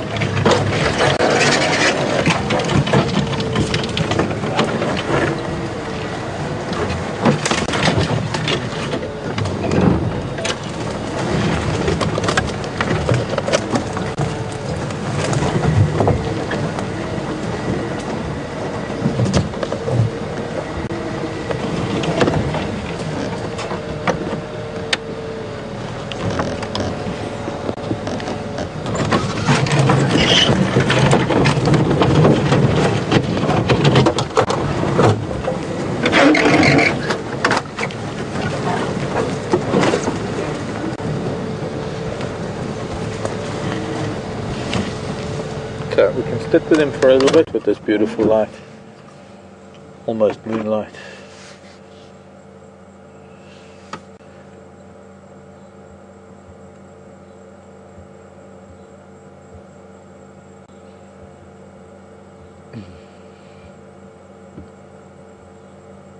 Doesn't look very comfortable.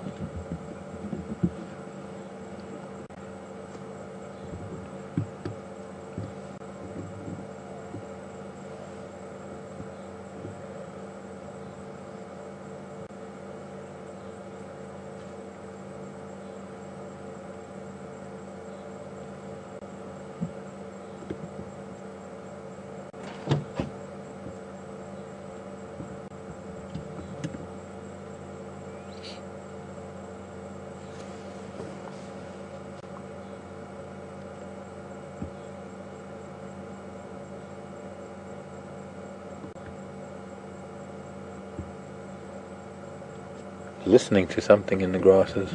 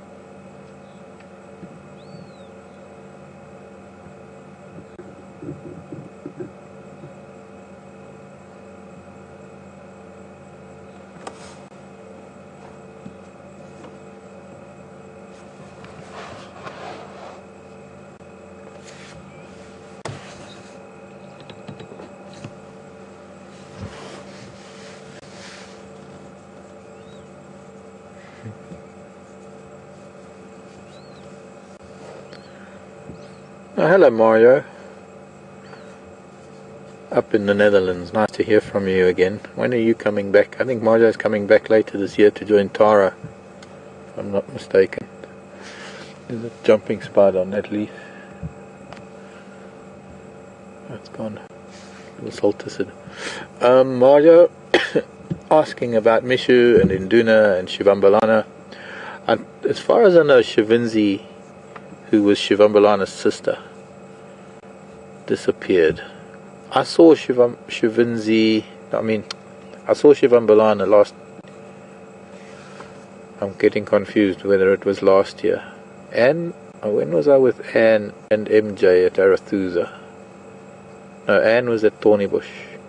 I was with MJ and Val at Arathusa. I think could have been last year that I saw Shivambalana. Can hear elephants coming closer. Can hear some branches breaking. He's not really too concerned with it. But Mario, I don't know where they went. Shivambalana was up in Cheetah Plains area, which is somewhat west or east of Djuma, it's a little bit southeast of Djuma. In fact, that is the old Djuma bush lodge where Shivambalana seemed to end up. As far as I know, Mishu might have headed up towards Manyaleti. I don't know where Induna ended up. Haven't heard anything about those cats. Now, for those of you who are not sure who we're referring to Karula's previous male cubs.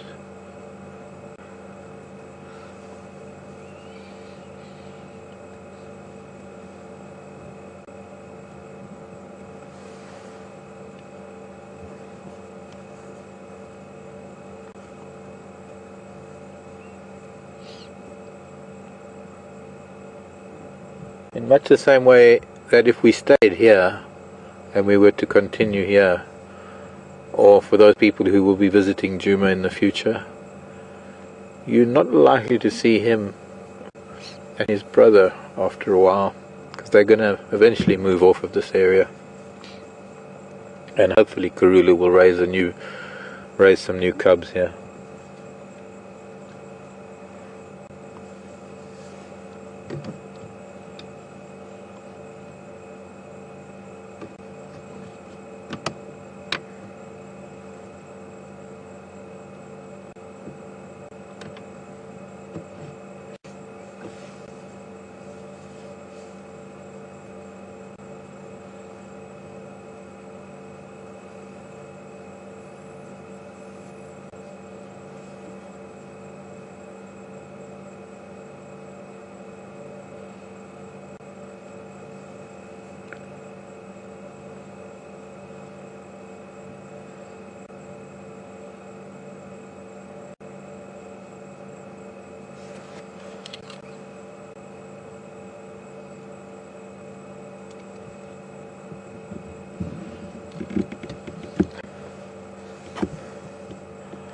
Hello, Angela in Boston. Angela's asking about the termites that build these magnificent columns, these magnificent cities. Angela wants to know what kind of termites we get. Well, this particular termite that builds these mounds, known as the pinnacle mound termite, so the group of termites known as macrotermes, and they are probably one of the biggest of the termites that we get here. We get a lot of other termite species, a lot of them much smaller, and there's only really one other termite that builds a visible mound. The rest of the termites either live underground or they live in dead wood. They don't really have such a large colony that they build a mound. But these pinnacle mound termites live in very, very large colonies. Oh, and they're not bugs, they're termites. But that's just something that it's just my own way of saying things. Because Angela was saying must be super bugs that can do this. But yes, I know what you mean by saying a bug, because to a lot of people, bugs are everything. Everything with 6 or 8 legs is a bug. But I like to be a little bit particular, and well, termites are not bugs, because bugs are different kinds of insects that have different kind of lifestyles. Elephant, that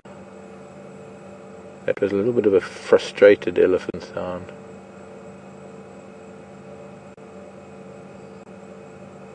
Almost tantrum-like.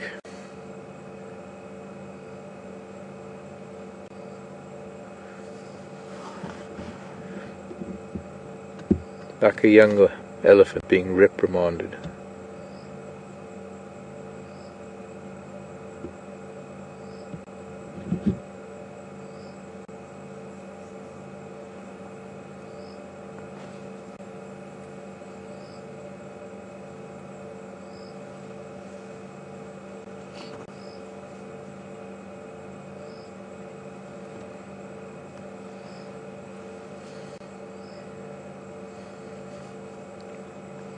Some people commenting on how he hasn't snarled at us at all today, because he's usually snarling. Well, I don't know, maybe it's just his mood. Also, maybe we've kept our distance. Maybe he's not really interested in us today. Maybe he's getting tired of baring his teeth and us not doing anything about it. But he seems preoccupied with other things. He hasn't really looked at us much at all.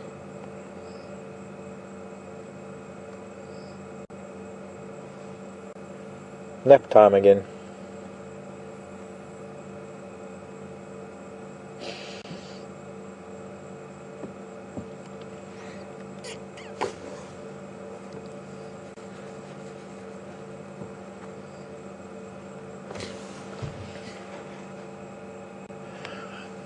Is the moon behind leaves, or is it free for you, the camera? I mean, take a look.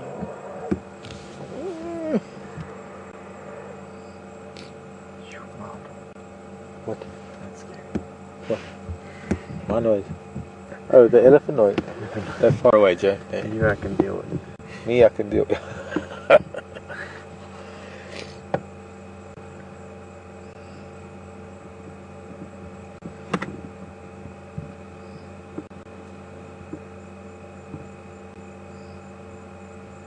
getting closer to full. I think it'll be Saturday, a very special supposed blood moon rising special day. So that's all we got, eh? There's just one little sticking.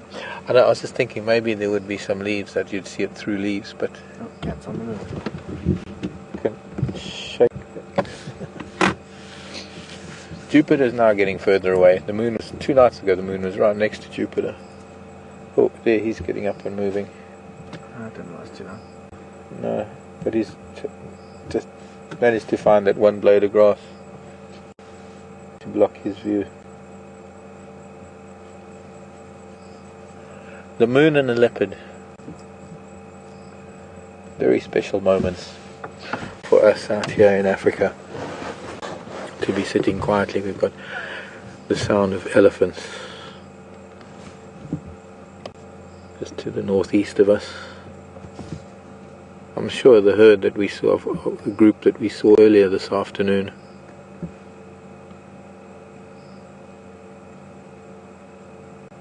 don't seem to have moved very far if they're still more or less in the same place.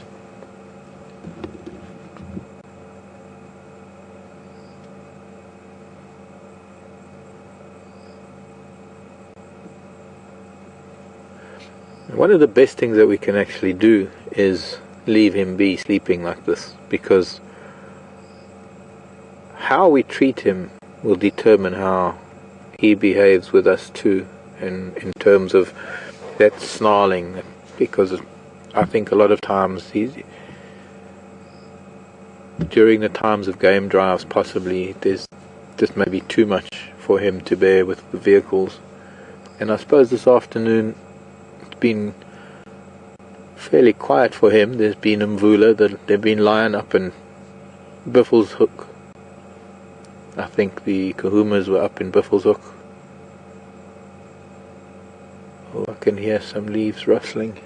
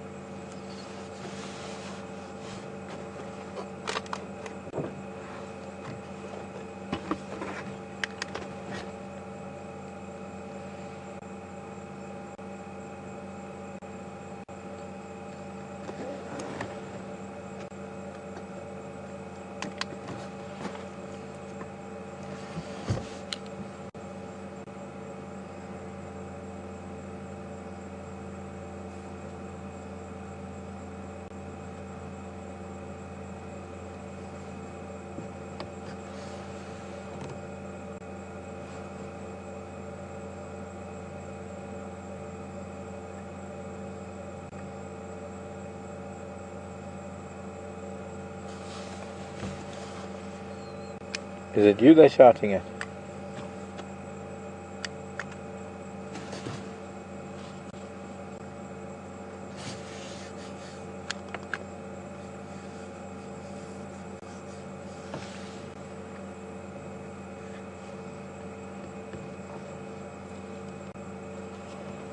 Okay, copied. Yeah, I'm not far from you. I'm just a little bit more southwest.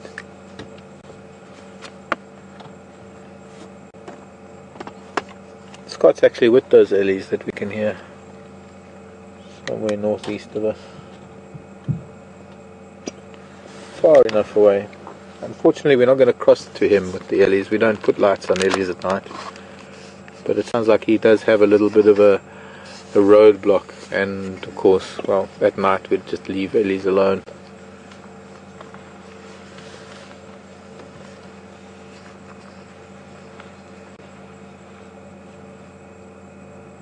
I'm going to start preparing to turn myself around while he's napping. I can use a little bit of the rest of drive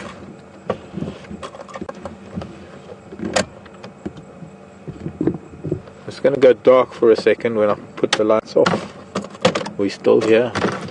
We're not going anywhere. Beautiful moonlight.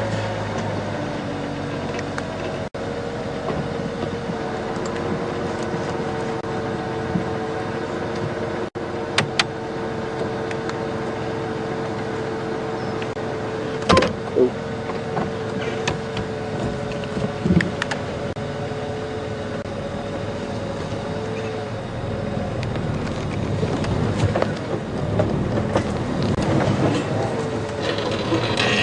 Hello Rita in Joburg.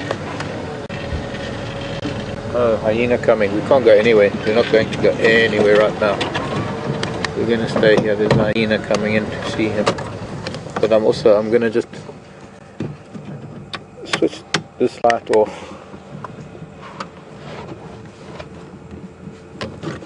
For now. Right there.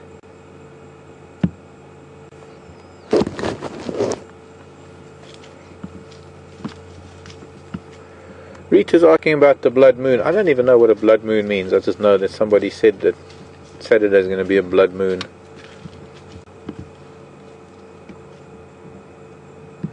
Harvest moon, blood moon, hunter's moon. But Rita, we will still have our full moon as long as you don't have cloud. I don't know if we even have a name for an April full moon. Autumn.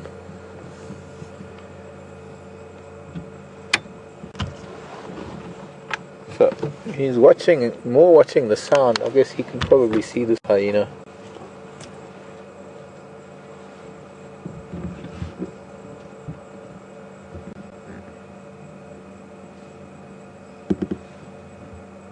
I can hear it moving around in the distance, but we can't see it again.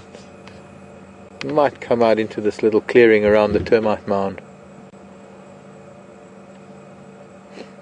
But that's going to put a little bit of a dampener on his activity tonight, because a hyena will probably dog him the whole night until he catches something and then possibly try and steal it. And he's going to have to find a way to sneak off somehow. I should actually put lights off for now. Can you see that other child?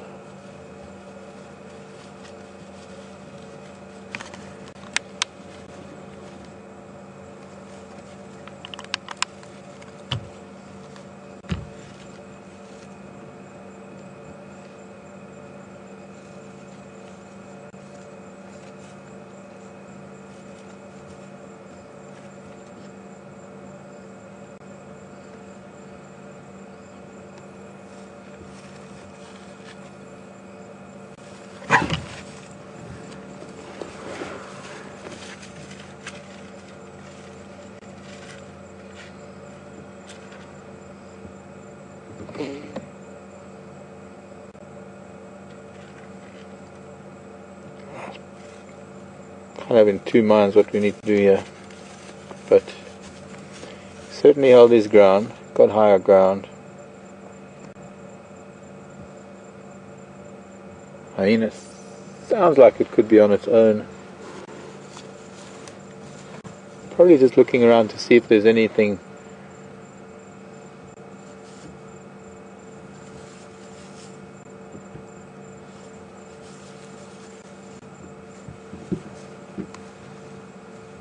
Very interesting that. Did you catch that? I did. Mm. I got a big fright though. I also got a fright. I jumped in my seat. Me too. I'm supposed people might have jumped in front of their computers too. Why do you make so much noise?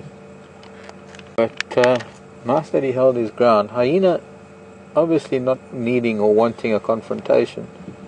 Mostly sniffing around to see, well, if there's a cat here then maybe there's a kill too. And the hyena is more concerned with stealing something rather than just having a confrontation. So fortunately it seems to be ambling off from whence it came.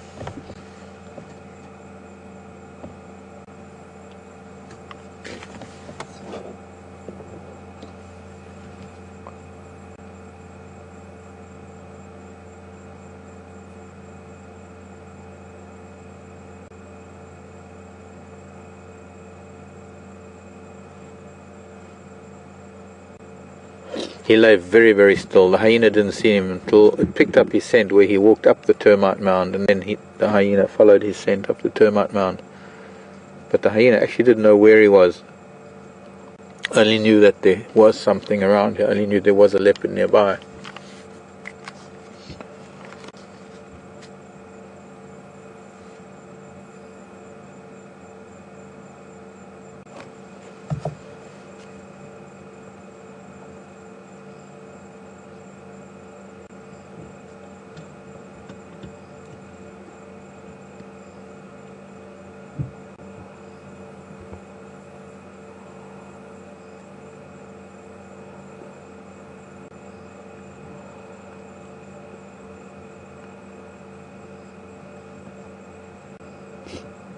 Now, sounds like the baboon have settled down around Gari Dam for this evening,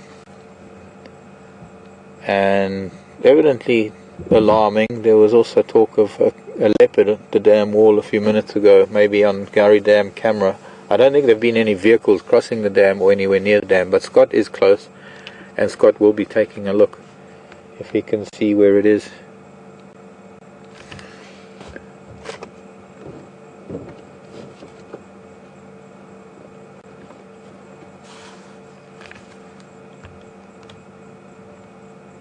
And look, now he's looking at me, now he's blaming me for that whole thing. It's not my fault, I'm just a bystander. But that, I think, is our cue to leave him be, because that could have well, I think worst comes to the worst, he would have ran. There's a marula tree in the back there. He would have probably run to the marula tree and scaled the tree. Best defense leopard has against the hyena. But I think having been alone and having stood his ground the way that he has, it's pretty amazing of him.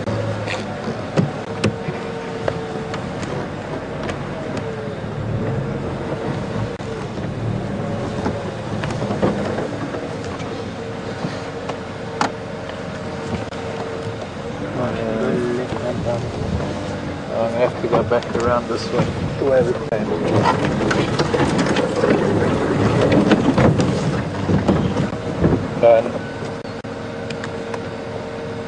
Not quite now.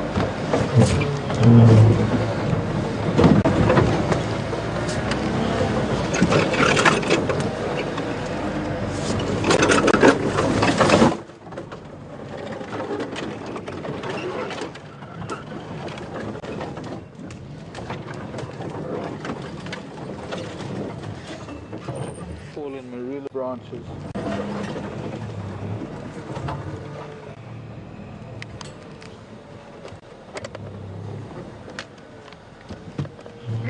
Lynn, hello Lynn. Would a hyena go after a leopard? I want to leave him be. I would like to leave him with a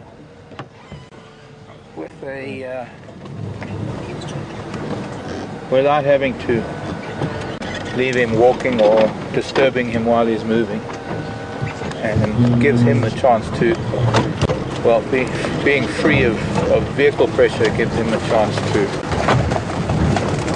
do what leopards do. This is just going to be too much of a noise moving through this kind of vegetation with the leopard, especially when it appears that he does need to hunt. Would a hyena go after a leopard? Yes, it would. I mean, this is not a hard and fast rule. As we saw now, there was clearly a confrontation. The hyena was not too concerned or didn't push the man. If there was more than one hyena, the hyena would have been a lot bolder than that, and it might have tried something. But I think the fact that it was on its own, there's no need for a confrontation, because you see, being a predator, it's not worth the trouble having an injury, because an injury can hinder your hunting and your, well, just your abilities to survive. So without anything to really fight over, I suppose in a way interesting that the hyena just moved on. Might stay nearby just in case he does decide to hunt, and the hyena might be not close enough to actually hear the sound of a kill.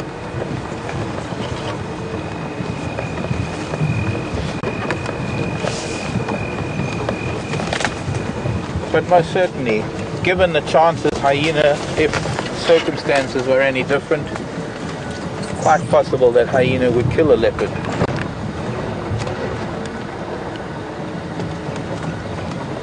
Especially if there was more than one of them.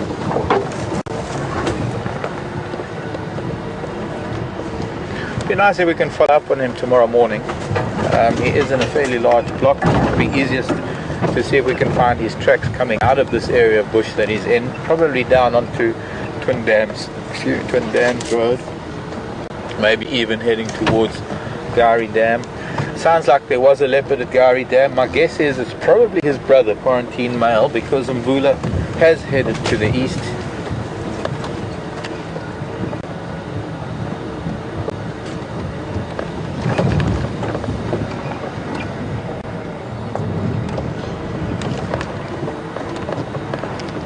Thanks, Dave, in the UK. And Dave was saying that Dave is zooming at the moment for the Gari Dam camera, saying that the baboons are barking on the dam wall, making a lot of noise. Perhaps we can catch crossing the dam. But now what we need to know, if you can send a tweet or if you can send an email to Nikki, can you maybe tell us which direction it was going and where was it last seen? Because then I can relay that to Scott, or Nikki can relay that to Scott, and he can try and follow up on that little tidbit of information.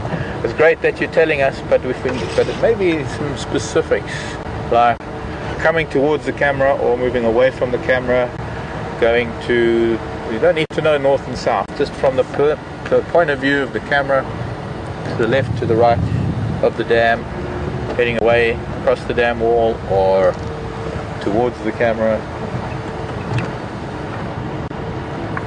Good night, Kunyuma. Thank you for your time.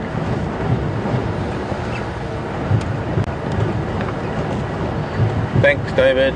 Camera side to this far side, so he was heading over to the east side, probably following his father's footsteps if it is him. Or maybe that is even Karula, who knows? She's the only other cat that is likely to be around the dam.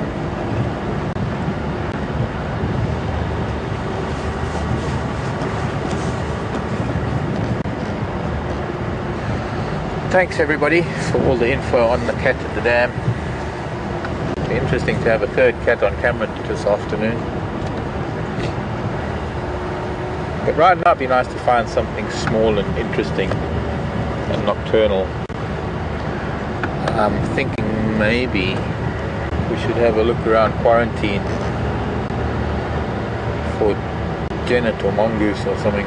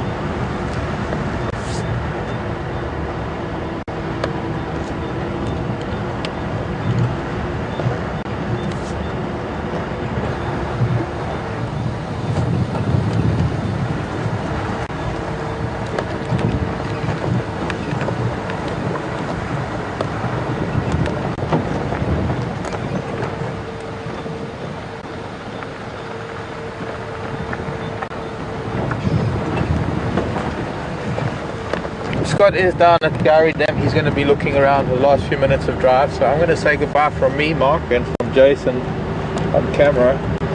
Bye. And bye from Wendy. Oh, thank you, Wendy. And well, I guess I might see you in the morning. I'm not too sure if I'm going to drive in the morning, if Brent's come back or, well, might not. Otherwise, I'll see you when I come back on the Timbavati, or otherwise I'll post some of my ellies from the Timbavati if I get any coming by my house, or I'll say hello from there. But from me, until I get back next week, I'm only away a few days. Until next week, have a wonderful full moon. Enjoy the weekend coming, and a very happy Easter. Also, of course, Chag Sameach over Passover for others, and well over that next bit of festive season. Well, festive, religious festivals. I'll see you in a little while. Love you lots. Take care, and bye-bye.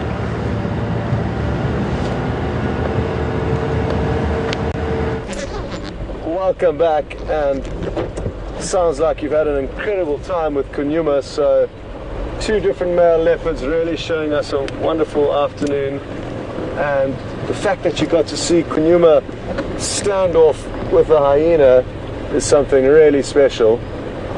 We've raced across to Gowrie Dam, where apparently a leopard was seen just moments ago crossing the dam wall. It was seen on the waterhole camera, and to all of you who sent through that intelligence to us, thank you so much for taking your time to do that. Sadly, however, we have had no luck. We've checked both roads, that one runs west and one runs east from this point.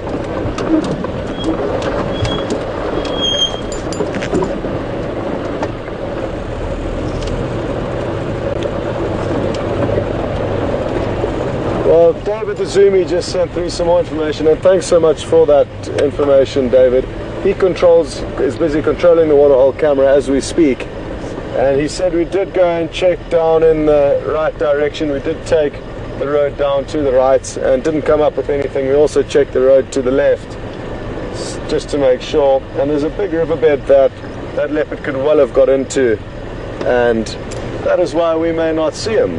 So at least we tried, and one thing's for certain, we've had an incredible afternoon, and I hope you've all enjoyed it thoroughly. I certainly have, and so has Liam, and thanks to Liam for his great camera work again this afternoon, and also thanks to Nikki in the final control shame. It couldn't have been easy being in there with all this action going on, and hopefully we'll get you out here soon one day. So a big thank you to everyone, and we will see you all tomorrow morning. Oh, good news, Brent is back. Well, he should be, so that's some good news. And the bad news that comes along with that is that we'll be losing Mark tomorrow. He's going to be going on leave, so I'm sure he's mentioned that to you. But Brent's setting off, Mark's setting off for a break, and Brent's getting back, so there are some changes to look forward to, and I certainly do. So tomorrow morning it should be Brent and myself out, 2 vehicles out in the morning, and we will see you then.